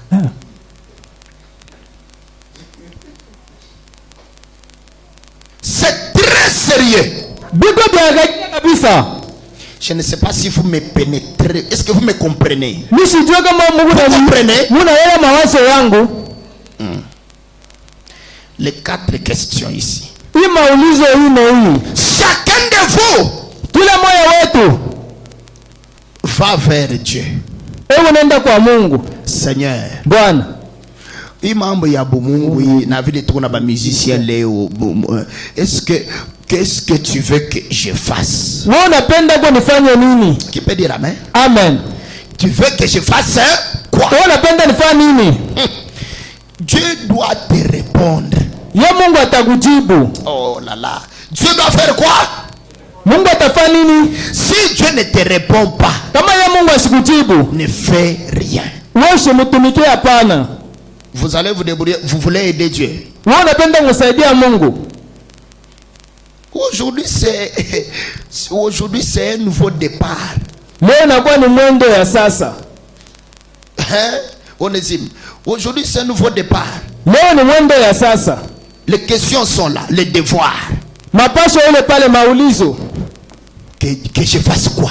Nifanye kwa nini? Ah, que ça soit clair. Quand Dieu va te dire fais ça, wakati Mungu ataonyesha fanya hiki, qu'il n'y ait pas de tâtonnement. kusikwele tu mambo ya kuhangaika. Faites comme Moïse. Fanya kama vile Musa. Deuxièmement, Cha pili, que je le fasse où? nifanishe wapi? Hapa ndio peko problème munene. Les deux autres questions ici, on peut même les effacer, Hii maulizo mengine mbili tunaweza hata kuizimisha, même si c'est aussi important. hata na yenu ya faida. Mais je peux d'abord les effacer. Mnaweza mbele kuizimisha. Parce que quand tu as déjà les deux ici, Kama ushaupata majibu ya hii mbili, à 80% tu es dans les bons. mnale huko mzuri. Qui peut dire amen? Amen. Mais ici, Hapa faire quoi? kufanya nini Le faire où? na kuifanisha wapi? On ne peut pas servir Dieu en désordre. Aone kutumikia Mungu mfujo. On ne peut pas être un chrétien en désordre. Aone kwa Mkristo mfujo. Aujourd'hui, nous vivons dans un temps où les églises ne sont plus à chercher, n'est-ce pas? Leo tu unaishi wakati makanisa yana ya kutafuta tena. Est-ce que aujourd'hui, pour être membre d'une église par sa propre volonté, hein, par son calcul mental, calcul humain, pour choisir aujourd'hui une église vous-même, est-ce que c'est un problème? Leo tu njoo kuchagua kanisa kufuatana na hesabu yako ya Est-ce mkichwa. que c'est un problème? Kwa kuchagua kanisa kwa mwanamemba peko mambo Si Manasseh aujourd'hui il dit bon allez mercredi je pars dans une autre église, est-ce que c'est compliqué? kama ndugu Manase anasema mkashtatu nitaenda kwamba mkanisa mwa ingine hivi iko vya mvuruko. Ce n'est pas chercher. Mungu hakuna vya kutafuta. Ce n'est pas chercher. Makanisa yana tena ya kutafuta. C'est plein. Ishagu yale na yala kabisa. Les églises. Makanisa. De telle sorte que si seulement je ne suis pas content avec les pasteurs ou bien à l'église où on m'a fait des problèmes ou je ne sais pas, où on ne m'a pas visité ou bien on n'est pas content, allez, on part rapidement au tabernacle Bitoyo. C'est facile. Est-ce que c'est compliqué? Kama tupatane na pastor mkanisa Très facile. Bishakuwa kipesi kabisa. C'est très facile. Bishakuwa kipesi. Plus c'est très facile, kabisa bishakuwa kipesi, plus c'est très dangereux. kabisa binakuwa tena hatari. Plus c'est très facile, kabisa binakuwa kipesi, plus c'est très dangereux. kabisa binakuwa hatari kabisa. Parce que tu n'as pas la volonté de Dieu. Kwani hauna na mapenzi ya Mungu. C'est très facile. Aujourd'hui, écoutez, est-ce que je peux parler? Mimi naweza kusema. Aujourd'hui, nous avons les églises des familles. Leo tuko na makanisa ya majamaa. L'église de mon père, kanisa ya baba yangu, de mes oncles. kanisa ya bayombangu. On se connaît depuis tous ces temps. Tushakufahamiana kwa wakati mrefu. Alors, comment vous voulez que j'aille ailleurs? Njoni unapenda nikaombe fashi nyingine. Et puis mes affaires. Na makazi yangu, beaucoup de mes clients vont là-bas. Bale bakunyuza ba mingi banaendaka mwile kanisa. Maintenant, si moi je quitte là-bas, kama mimi natoka sasa mwile kanisa, je vais faire comment pour les affaires? Makazi yangu itakuwa namna gani? Vous comprenez? Munasikia? Alors, ça devient un obstacle à la volonté parfaite de Dieu. Ili inakuwa kikwazo kwa mapenzi kamilifu ya Mungu. Toi-même, wewe mwenyewe tu as mis un bloc à la volonté parfaite. Dieu ne peut pas te parler. Unarifungia kwa mapenzi kamilifu ya Mungu. Mungu asane kukusemezea. Parce que même si Dieu te parle, hata Mungu anakusemezea.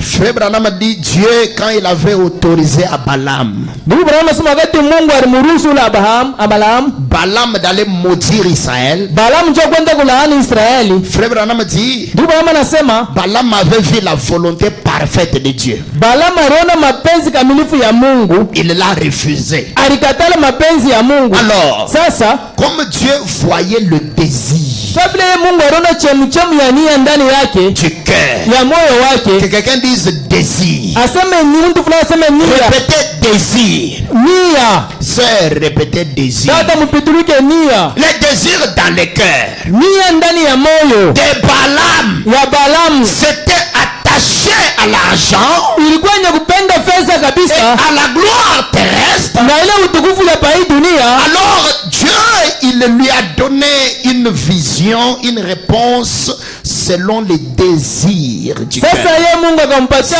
ono wala jibu kufuatana na kile désir. mtu fulani aseme nia.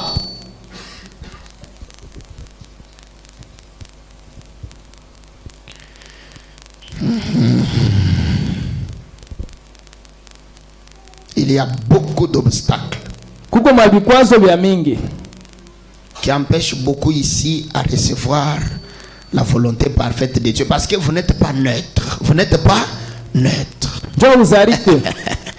Vous n'êtes pas neutre. Vous avez déjà des penchants. Unakuwa na kuhangaika mwangaiko. Una ngambo ile ushakulari pour une raison ou une autre. Kwa sheria mwa fulani. Amen. Amen. Est-ce que vous dites amen? Amen. Merci Seigneur. Mais pour recevoir des réponses venant de Dieu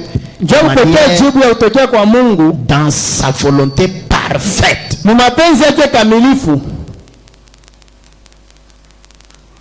vous devez être neutre. C'est comme un jeune homme qui veut épouser une fille. Dans le cœur, tu aimes la fille. Tu vas maintenant prier Dieu. Seigneur, fais que ça soit seulement elle. Maintenant, Dieu, il va dire quoi? Parce que toi, tu as déjà imposé à Dieu ta volonté. Mais ce matin, que chacun redevienne d'abord neutre. Que chacun devienne neutre. Que quelqu'un dise neutre. Neutre, ça veut dire tu n'as pas ce que toi-même tu veux. Tu es prêt à faire ce que Dieu te dira. Même si c'est mauvais, comment, quand il va te le dire. Mais comme c'est lui, tu diras amen et tu vas faire. Je vous donne un exemple. Quand, avant de commencer cette église, j'ai prié. Je disais à Dieu, Seigneur, si tu me donnes l'église, je la mettrai là où toi tu me diras. Même si c'est au village, pourvu que ce soit ta volonté parfaite. Amen. Amen. Donc l'église ici, Dieu m'a parlé clairement. Il faut être comme ça. Sinon, vous allez mourir là où vous croyez être en sécurité. Tu ne peux pas vivre en désordre. Je dis que je ne prêche pas, je n'enseigne pas, je vous parle. Vous êtes dans quelle catégorie de chrétiens?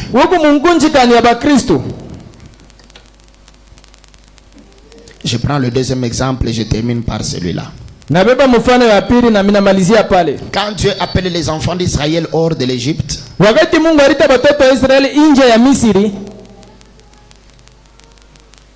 après avoir envoyé Moïse, Moïse il part et Moïse constate qu'il y a trois catégories de gens. Premièrement, il y avait des gens très convaincus que Moïse c'est Dieu qui l'a envoyé. Ils étaient convaincus et concernés. Ça veut dire c'était des gens qui étaient prêts à mourir pour Moïse.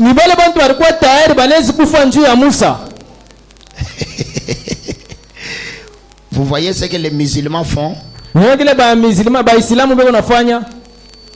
Les musulmans, ils peuvent tuer les gens si vous parlez mal de Mahomet. Baislamu banaweza kuwa bantu kama unasema bubanjo wa Mahomet.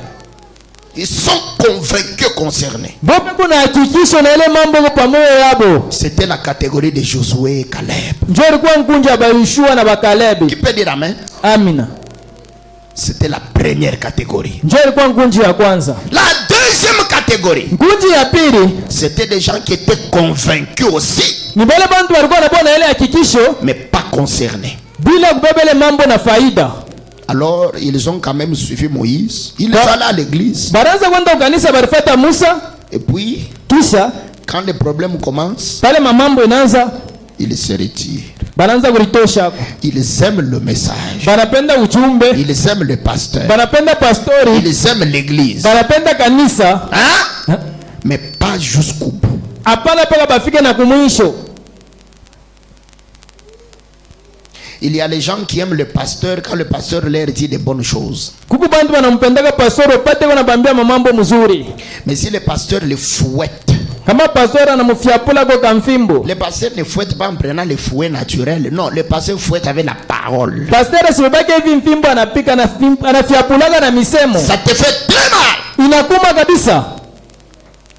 Ah, je vais rester à la maison. Lui, il va me chercher. Hein. Nitabakala ngo kunyumba yenjo atakuwa kunitafuta. Il va me chercher. Atakuwa kunitafuta. J'ai une mauvaise nouvelle pour vous. Je ne viendrai pas. Niko na habari mubaya asubuhi, sitakuwa kunitafuta. Même si vous faites 5 mois, je ne viendrai pas. Hata unafanya miezi 5 sitakuwa kutafuta. Je suis ici pour me préparer moi-même et ceux qui ont compris à aller au ciel. Niko paifa sinjo kulitayarisha mimi mwenyewe na bale banelewa njoo kwenda kumbingu. Maintenant, quelqu'un il refuse, il décide d'être bouc. Hein? Il veut être bouc. Muntu anabeba mipango anapenda kubakiria mbuzi. Je perds mon temps avec un bouc. Mimi nipoteze tu wakati yangu tu na mbuzi. Frère Branham dit, Nabii anasema quelqu'un qui aime qu'on le pousse pour aller à l'église, c'est un malade. ule muntu anapenda banzi pa kumkazisha kwenda ukanisa ni mgonjwa. Vous savez vous-même que je ne suis pas un pasteur. Mnajua kusema kiamishi na pastori, Je suis un apôtre. niko mtume. Alors ne m'amenez pas sur un terrain pour me compliquer. Je ne viens pas. Usinibebe mkiwanzo kia kunivuruka, mimi sitakuya. Dites amen. Amina. C'est comme ça. Njoo vile. C'était la catégorie de Corée d'Atan. Kako mule mkunja kategori na gore na data. Abiram qui croyait au message, bale baramina ku ujumbe, qui faisait confiance à Moïse, barifanya matumanio kwa Musa jusqu'à un point. Kufika panuta mwa fulani. Pas tout. Hapana biote. Voilà pourquoi ils ont dit non Moïse, nous aussi Dieu peut nous parler. Njoko mwana barisema Musa, Mungu na yeye anaweza kutusemezana shie. Ne soyez pas comme ça. Tuchukue mwele namna ya vile.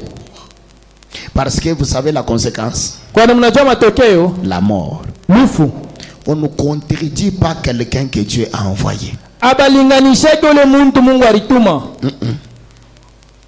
Troisième catégorie. Kundi ya tatu, il y avait aussi des gens ulikuwa na bantu qui étaient les opposants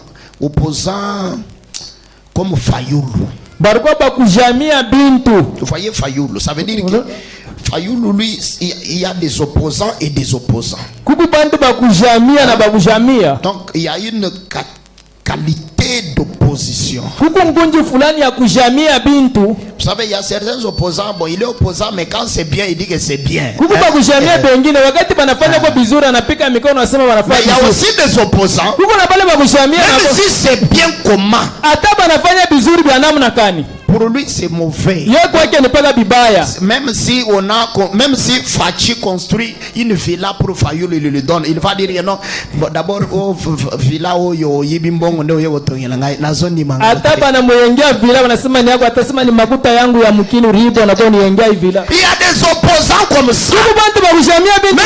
Même si c'est bien comment. Ata unamfanyia bizuri bwaje. Il peut rire avec vous comme ça. Anaweza kukuchekesha na wewe paka hivi. Dès qu'il tourne là-bas. Wakati anageuka kule. Ah, tout ça c'est rien. Bete bile ni bule. Tout ça. Bete bile. Ça c'est rien. Ni bule. Il y avait des gens comme ça. Kulikuwa bantu banamna ya vile qui n'étaient ni convaincus ni concernés. abakuwa benye kuhakikishiwa wala benye kubebele mambo saa yabo. Et la Bible les appelle les ramassis d'Égypte. Biblia inasema ke bale bakafila makanda bako Misiri. Banani? Bakafila makanda. Les ramassis Bale d'Égypte. bakafila makanda bako Misiri. Les suiveurs des autres. Bakufata bengine. Les premiers à troubler les gens. Joba kwanza ya kuleta fujo. Les trois catégories sont ici pendant que je parle. Ile nkunji tatu yote kwa hapa mwakati niko nasema.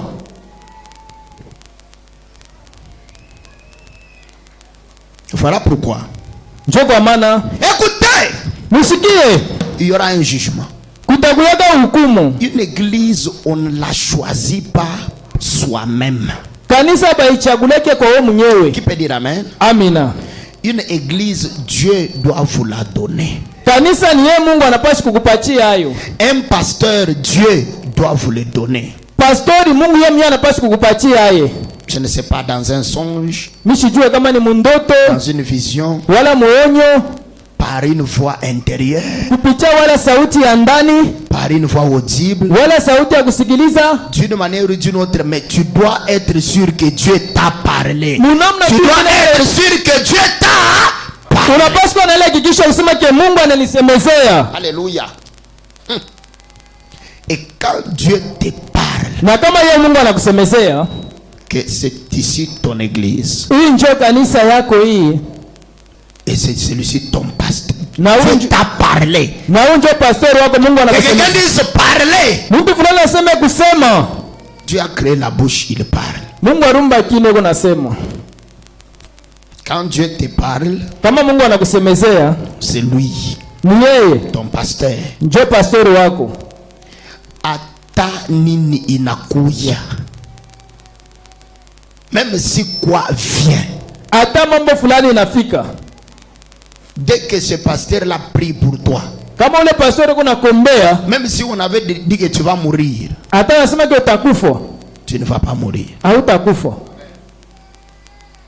Je vous dis la vérité. Namiambia ukweli.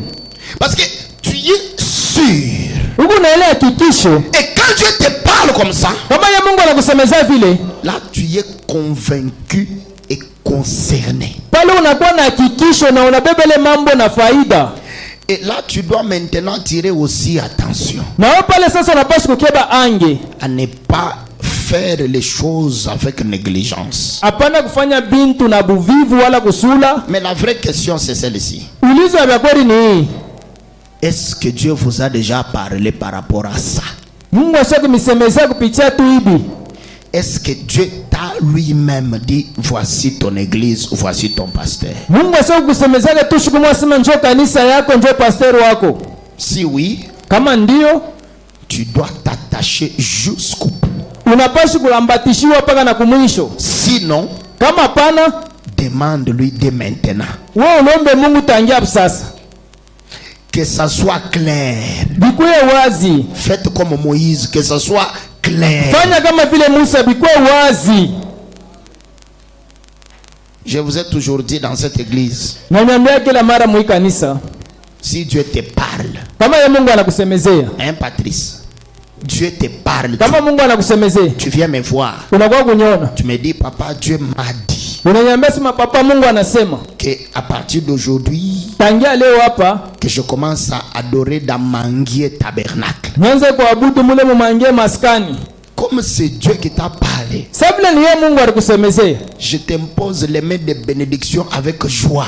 Nitakuwekea mikono ya baraka na furaha. Parce que tu es dans la volonté parfaite de qui? Njogu mapenzi kamilifu ya nani?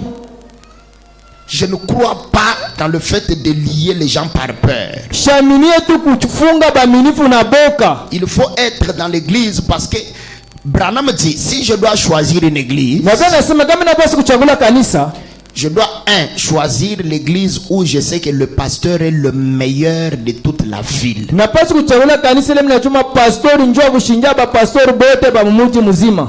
en termes de l'enseignement et de la prédication munamna yake ya mafundisho na mahubiri et de la vie de la parole na maisha yake ya kuishi neno et de la puissance de Dieu na uwezo ya Mungu, qui prêche le plein évangile. ule kunahubiri injili yote ya Il utele. peut dire amen. Amina.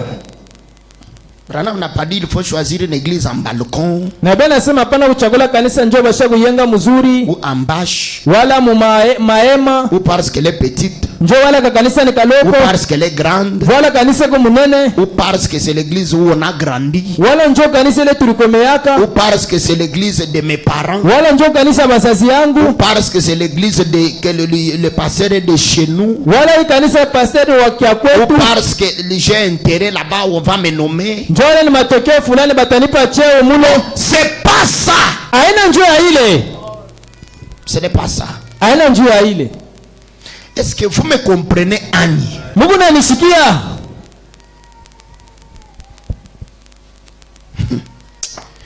La bénédiction est très compliquée. La vraie. Baraka ya kweli kuna mvurugo kabisa. La vraie. Ya kweli. Ne vous embrouillez pas. Ne soyez pas embrouillés. Mshirivuruke. Soyez convaincus et concernés. Mkuwe na hakikisho na mchukue na mambo Que pamoja. Dieu vous parle. Mungu akusemezee. Que Dieu vous montre Mungu akuoneshe la voie à suivre. njia ya kufuata. Apocalypse chapitre 3 verset 14 à 16. Ufunuo sura ya 3 kistari ya 16 pa 17. Écrit à l'ange de l'église de Laodicée. Yenye kuandikia kwa malaika wa kizazi cha Laodikia. Écrit Andikia à l'ange de l'église de Laodicée. malaika wa kizazi cha Laodikia. Voici ce que dit l'Amen. Tazama hivi amini kunasema. Le témoin fidèle et véritable. Mwaminifu wa haki na wa kweli. Le commencement de la création de Dieu. Mwanzo wa maumbile ya Mungu. Je connais tes œuvres. Najua makazi yako. Je sais que tu n'es ni froid ni bouillant. Najua sema ke hauna kivukutu wala baridi. Je connais tes œuvres. Najua makazi yako. Dieu connaît tout ce que vous êtes. Mungu anajua kile wewe uko et tout ce que vous faites. na vile unafanya. Maintenant écoutez les conseils. Mshikie sana mashauri. Puisses-tu être froid ou bouillant? Unapaswa kuya kivukutu wala baridi. Ainsi, Hivi parce que tu es tiède, sabila ku kivukuvuku, parce que tu es demi-croyant. sabila ku Mkristo akipo hapa katikati, Ça c'est une très mauvaise position. ile ni mshimamo mubaya kabisa. Dieu dit ceci. Mungu anasema hivi, Puisses-tu être froid ou bouillant? ulipaswa kuya baridi wala kivukutu. Je peux traduire ça. C'est en parabole, hein? Ni mfumbo. Je peux traduire. Mimi naweza kufasulia. Sois vrai chrétien, Kuya vrai païen. Kuya Mkristo wa bya kweli wala mpagano wa bya kweli. Sois vrai chrétien Kuya Mkristo wa bya kweli ou vrai païen. wala mpagano wa bya kweli. Mais parce que tu n'es ni chrétien véritable, ni païen véritable, Sabila una Mkristo wa bya kweli wala mpagano wa bya kweli, je te vomirai de ma bouche. nitakutapika mkino kyangu. C'est ça le principe. Njo kanuni. Vous allez être vomi. Et vous allez vous souvenir de cette prédication, de Batakutapika. cette exhortation, ou comment on va l'appeler. Mutakumbuka Cet avertissement. ima ukalamusho hii. Dieu veut que vous soyez. Mungu anapenda mkuye. Hein, Billy Paul. Vile ndugu Billy Paul. Billy Paul.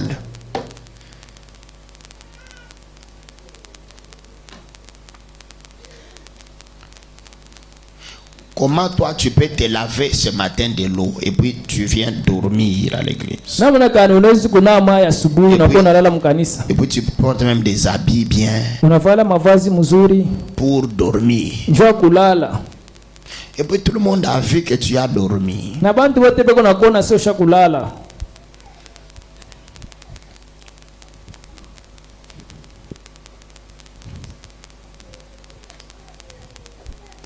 Dans la prédication qui est celui-ci, prêché le 10 mai 59, Mbele mahubiri huyu mtu ni nani? Yenye kubidi siku ya 10, paragraphe 13. nukta yake ya 13. Cette église est fondée sur les principes Hii kanisa inajengea kupitia mipango Cette église est construite sur quoi? Hii kanisa inajengewa kunini? Est fondée Inajengewa sur les principes. juu ya mipango.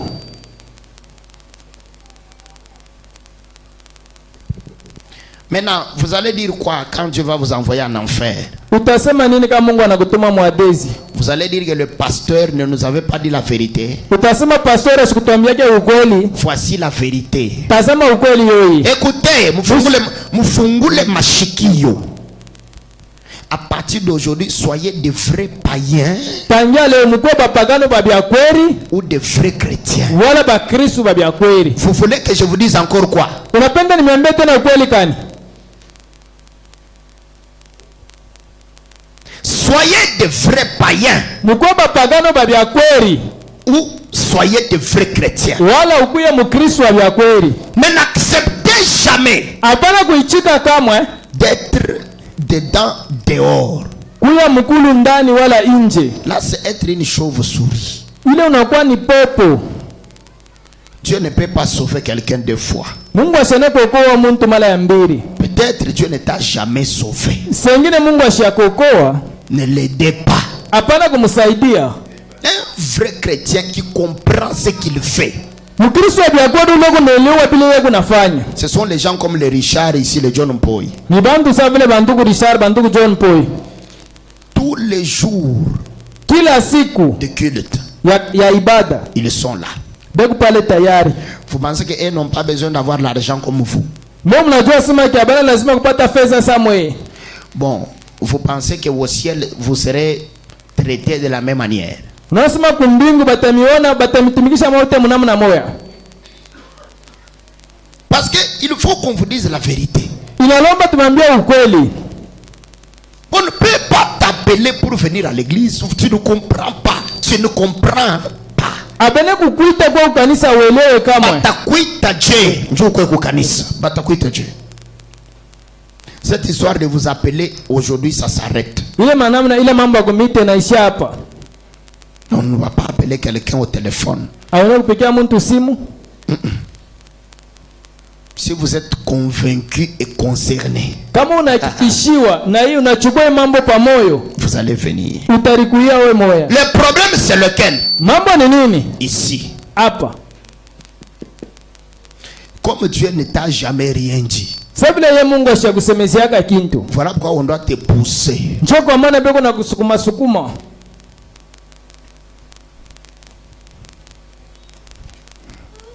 Merci Seigneur. Aksanti Bwana. Dans la prédication, il est convenable que nous accomplissions toute justice. Mule mahubiri na stahili tufanye uwaki yote. Paragraphe 146. Nutakemia mama 16. Prêché le 1er octobre 1961. Yenye kubiri siku ya kwanza mwezi wa 10 mwaka 61. Bon, ça, en tout cas, je m'arrête ici parce que je dois partir à Kasumbalesa. Hapa napata kumalizia hapa, njoo mitenda ukasumbalesa. Une fois que vous avez fait une confession, Mala tu mwele dufanya kukiri. Frère Branham dit, Bibi mama nasema, une fois que vous avez fait une confession, mala tu mwele dufanya kukiri, vous devez vous accrocher à votre confession. unapaswa kuambatishiwa kuile kukiri kwako. Hein, Daniel? Tu as confessé de ta propre bouche que tu vas épouser cette fille-là. Unakiri na kinywa chako wasema ke nitaoa ule binti ule. Ah. Unajifunga nkamba ya lote. Même si à un moment donné tu sens comme si tu ne l'aimes pas tellement, bongo yako, tu vas l'épouser. Unapaswa kumoa. Olinga, olinga te. Upende wala upende. C'est comme ça. Jo vile. Sinon tu seras un divorcé. Kwani batakwita wa kuvunja ndoa. Comme Billy Paul. Kama vile Billy Paul. Frère Branham dit, Bibi Branham anasema, une fois que vous avez fait une confession, mala tu mwele unafanya kukiri kwako, vous devez vous accrocher. Accrocher, ça veut dire quoi? unapaswa kuambatiwa. Unapaswa kushimba. Donc même si on te dit, toi tu es collé là-bas, vous accrochez à votre confession. unambatichiwa kuile kukiri kwako. Frère dit c'est vrai. Na bena nasema hakika Il vous incombe en tant que chrétien. atakubariki kama vile Mkristo. C'est votre responsabilité. Ni muzito wako. Il vous incombe en tant que chrétien. Ni muzito wako kama vile Mkristo, En tant que croyant. kama vile mwaminifu, De garder votre conviction. ya kuchunga ile kukiri kwako. Vous ne devez pas avoir honte de dire je suis le fils de Paul Charite. Aone kwa na haya kusema keniku mwana wa Paul Chariti.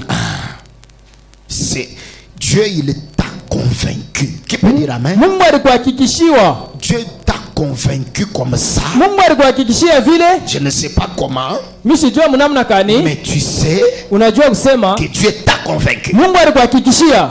Tu ne peux pas être ballotté. Aone kwa wa kuhangaika. Ça ne veut pas dire que quand Dieu te dit voici ton église, maintenant tout marche comme si c'était l'or. Donc tout marche. Il y aura les hauts, il y aura les bas. Haina kusema kama Mungu anakushontea sema njoo kanisa yako mambo yako yote yanaanza kuendeka mzuri. Hapana, kutakuwa vya kupanda na vya kushuka. Parce que Dieu doit te tester. Kwani Mungu atakupima. Il doit t'éprouver Anapaswa kukupima pour te faire grandir. njoo kukomeshe.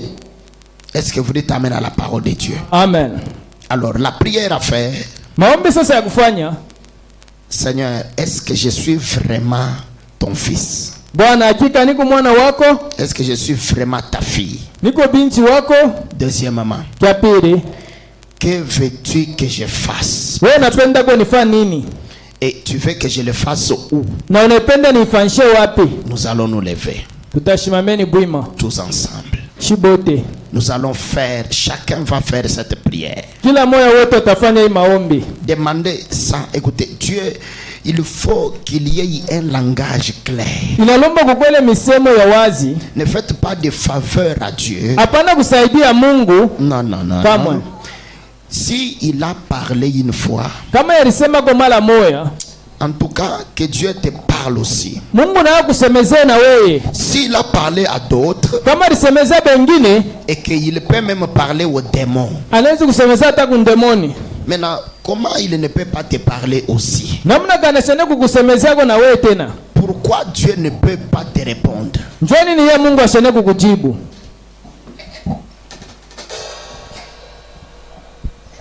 Que Dieu te parle. Mungu akusemezee. Oh là là, que Dieu te parle. Mungu akusemezee. Que Dieu t'exauce. Mungu akukubali. Ce sont des questions primordiales. Njoo maulizo yalikuwa ya kabaila ya kwanza. C'est par là que tu dois commencer. Tu devais commencer par là. Njoo pale ulipashi kuanzia pale. Tu devais commencer par là et rester là. Na unabakiriria pale. Ne demande pas autre chose tant que Dieu ne t'a pas répondu sur ces choses. Comment tu peux aller de l'avant? Ushilombe bintu vingine kama yeye Mungu ashakujibu kui bintu munamna ile unaweza kwenda kumbele. Comment tu peux aller de l'avant si tu n'as pas de réponse claire? Namna gani unaweza kwenda kumbele kana na ile majibu ya wazi? Tu vas mourir là où tu te crois en sécurité. Utakufia mwile fasho unaona sema kama utakatibu. Tu perds le plaisir d'être païen. Unabeba tu nia kwa mpagano. Tu perds. Unapotesha tu mania ya bupagano. Donc unapotesha mafura ile bapagano banafanyaka juu we unaamini asema uko chrétien. Mais Bukristo mwenyewe hauna uko tu sana. Unakuwa popo, shovu suri. Unakuwa popo. Maintenant sasa Dieu Mungu anasema mimi nitakutapika. Alors le conseil, Dieu il veut que vous soyez soit totalement païen. Shauri Mungu anapenda ukwe tu mpagano wa utele, soit totalement chrétien. Wala ukwe mkristo wa utele. Refusez la têtudesse d'être au milieu. Satalele kichwa nguvu ya kuwa katikati. Nous n'avons pas besoin de gens qui viennent à l'église mercredi et puis ils s'absentent et puis ils viennent encore et puis ils s'absentent. Non. Atoa lazima le bantu wanakuwa mkaisha mkastatu kisha yake analofa hapana. Non. Kamwe. Non, moi j'ai pas besoin de gens comme ça ici. Mishina lazima na bantu ba vile hapa hapana. Soit vous êtes païen wala huko mpagano et restez vraiment païen. Na unabakia tu mpagano wa bya kweli. Au jour de jugement vous me donnerez raison. Siku ya hukumu utanipachaga sheria. Soit vous êtes vraiment chrétien. Wala hakika kwa mkristo mutele. Pas un chrétien de dimanche. Hapana mkristo paka wa muyenga. Et puis mardi, mercredi et vendredi il va chercher l'argent. Non. Kisha mkashitatu na mkashitano unaenda utafuta pesa. On n'a pas de chrétiens. Écoutez, il n'existe pas de chrétiens moins chrétiens que les Pierre, Paul, Jean. Hakuna bakristo ba chini kushingia Petero na Yohana na il n'y a pas de ciel. Hakuna mbingu mbili hapana. Tu ne peux pas te laver, tu viens à l'église avec ton offrande pour qu'on vienne te séduire. Aone kuna watu mai unakuwa kukanisa unakuwa mkanisa na sadaka yako njema kutongoze. Il faut qu'on vous dise la vérité. Inalomba kumwambia ukweli. Alors, la prière. Maombi. Est-ce que Seigneur, je suis un chrétien? Est-ce que je suis ton fils? Hakika niko mwana wako. Pourquoi il faut qu'on m'appelle pour aller à l'église? Ninjua nini baza paka kuniita njoo kwa kukanisa? Oh non, les transports. Oh, ndalama ya. Frère Branham dit qu'il y a des gens qui quittaient le Congo avec des malades sur les épaules pour aller en Afrique du Sud à pied. Nebe nasema kulikuwa watu wanaanza kutoka Mkongo banenda kwa Afrique du Sud lwa mikuru na bagonjwa babo. Njoo kwenda kutafuta Mungu. Là où tu es sûr qu'il y a Dieu, pale kuna hakikisho sema peke Mungu, tu iras à pied. Utaenda talo wa mikulu même sous la pluie. Hata mvule kunanyesha. Tu pars. Unaenda. Tu ne pars pas pour que le pasteur te voie. Awende njoo pastor akuone. Le problème c'est que tu n'es pas encore chrétien. Mambo ni kusema kia uyakuwa mkristo Dans wa les vya trois catégories tu es où? Mwile ngunji tatu wako mungunji kani. Alors que chacun est en train de méditer, wakati kila mmoja wetu kuna fikiri, nous allons chanter Je t'ai perdu. Tutaimba ile mwimbo nilikuwa shakupotea. Avant de chanter, mbele ya kuimba, prenez quelques 2-3 minutes de méditation d'abord. Tubebe madakika 2-3 mbele ya kufikiri. Chacun fermons les yeux. Kila mmoja wetu afunge macho. Chacun ferme les yeux. Kila mtu afunge macho. Méditez d'abord sur votre vie. Fikiri mbele pa maisha yako. Vous devez méditer d'abord la méditation de votre vie. Unapaswa mbele kufikiri mafikiri ya maisha yako. L'autel est ouvert. Mazabao yoyo wazi. Pour que vous puissiez d'abord prendre, ne soyez pas pressé de prier d'abord. Ushukua mbele haraka ya kuomba mbele. Non, non. Il faut à un moment donné, vous devenez d'abord sérieux d'abord avec vous-même. Wakati mwa mbele unabeba wazi, unakuwa mbele wazi wewe mwenyewe. Tu deviens d'abord sérieux. Unakuwa mbele sérieux wewe mwenyewe. Frère, ouvrez seulement la porte là pour que ndugu fungula mlango, pour que l'air entre. Hivi mpepo ingieko. Gardez les enfants qui calmez les enfants qui pleurent. Munyamazisha kwa batoto wale beko naria. Ou allez-y avec eux dehors. Wala mwende naye nje. C'est un moment sérieux. C'est une responsabilité. Ni bujito mwa fulani. Chacun va répondre un jour. Kila moya tajibu siku moya. Tu ne peux pas vivre comme un animal. Aone kuishi kama vile nyama. Ou vivre comme quelqu'un qui n'a pas un cerveau. Wala kuishi sa muntu mwashina na akili. Ou vivre comme quelqu'un qui n'est pas intelligent. Wala kuishi sa muntu washo akili. Si les choses de Dieu sont tellement difficiles pour toi, kama binti bya Mungu binakuwa nguvu kabisa kwako, il faut abandonner. Inalomba ubiache. Sois totalement païen, un vrai païen. Kuya tu mpagano wa bya kweli. Ou soit totalement chrétien. Kuya tu mkristo wa bya kweli. Un interprète qui s'absente n'a plus le droit de venir interpréter à l'église. Mtafsiri ule unalofa lofa shina tena na mapasho kwa kutafsiri mkanisa. C'est la dernière fois aujourd'hui. Njoo siku ya mwisho leo. Nous allons au ciel. Nous sommes ici pour aller au ciel. Tuko hapa njoo kwenda kumbingu. Les gens donnent les raisons de chercher l'argent. Bantu banaleta masheria ya kuleta ya kutafuta fedha. Que chacun ferme les yeux. Kila mtu afunge macho. Les gens disent nous cherchons l'argent. Bantu wanasema tunatafuta fedha. Mais vous n'êtes pas le premier à le chercher. Hauna njoo wa kwanza kutafuta fedha. Et puis tu n'es pas le dernier à le chercher. Na utakuwa wa mwisho kutafuta fedha. Il y a même des multimilliardaires qui continuent encore à chercher encore. Kubale peko na fedha mingi peko naendelea pa mkuitafuta. Si l'argent devient un obstacle Kama fedha inakuwa kikwazo aux choses vraies, kubintu vya kweli, aux choses de Dieu, kubintu vya Mungu, alors là on est perdu. pale sasa tunapotea. Complètement perdu. Muutele tunapotea. Prenez le temps de méditer. Ne priez pas d'abord, il faut méditer. Beba kwa wakati mwa fulani ya kufikiri, usiombe mbele. La nuit, j'étais en train de travailler l'enseignement. Bushiku milikuwa ni unatayarisha mafundisho. Je méditais sur tout ce que j'allais vous dire ce matin. Nilianza kufikiri kuipi yote mimi niambia asubuhi. C'était vers 22h passé, vers 23h. Ilikuwa ni ile saa ya 12:02 ya bushiku na madakika isha kwenda mbele. J'écoutais les gens qui criaient partout là. Mimi ushikia bantu wanalalamika fasi yote pale. Et j'apprendrai que ce sont les fanatiques de football. Mimi isikia kusema ke ni bapendelevu bakabumbu. Si toi aussi tu étais dans ce groupe là, honte à toi. Kama na wewe kwa mpendelevu mwele nkunji yako aya ya kwako. Ce matin, soit tu deviens l'un de nous, Hii asubuhi wale unakuwa mmoja wetu, ou tu restes là-bas. wale unabakia mmoja wabo. Vous devez faire un choix. Unapaswa kuchakula. Un choix sincère. Uchakula kwa ya kweli. Faites comme Moïse. Uifanye kama vile Musa. On n'aide pas Dieu. Mungu atamsaidia yake.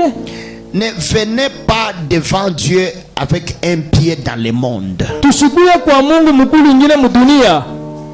Avec le cœur à l'amour de l'argent. Na moyo wetu ndio kupenda fedha kabisa. Oh non, au travail, on va me chasser, on va dormir affamé. Oh, kukazi batanyandama tutaanza kulala na manjala. Quand tu iras en enfer, tu comprendras. Wakati utenda mwadezi utelewa. Quand Dieu t'a mis au Congo, il savait. Pale Mungu alikuwa kama Mkongo alijua. Vous devez faire un choix. Tunapaswa kuchakula. Aujourd'hui, maintenant même. Abu sasa hapa. À moins que vous me disiez que vous n'êtes pas quelqu'un de normal. Ni paka tu unasema kioku muntu washokwa sawa. Mais vous devez choisir. Tunapaswa kuchakula.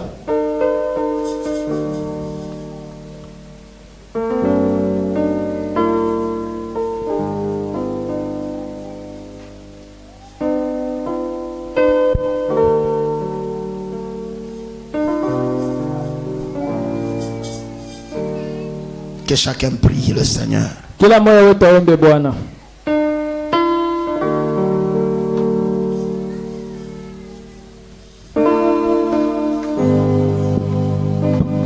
Priez de tout votre cœur. Omba na moyo wako yote. Ce n'est pas normal. Abina sawa. Jusqu'à quand? Kufika wakati gani? Tu vas tâtonner le christianisme. Tu tâtonnes. Huku tuna unahangaika bukristo. Jusqu'à quand? Kufika wakati gani? Et finalement tu meurs là où tu te crois en sécurité. Mwisho yake unakufa pale unaanza kuona sema kama utakatibu. Tu pars en enfer. Unaenda mwadezi En confessant Jésus. huku nakiri Yesu. C'est pas normal.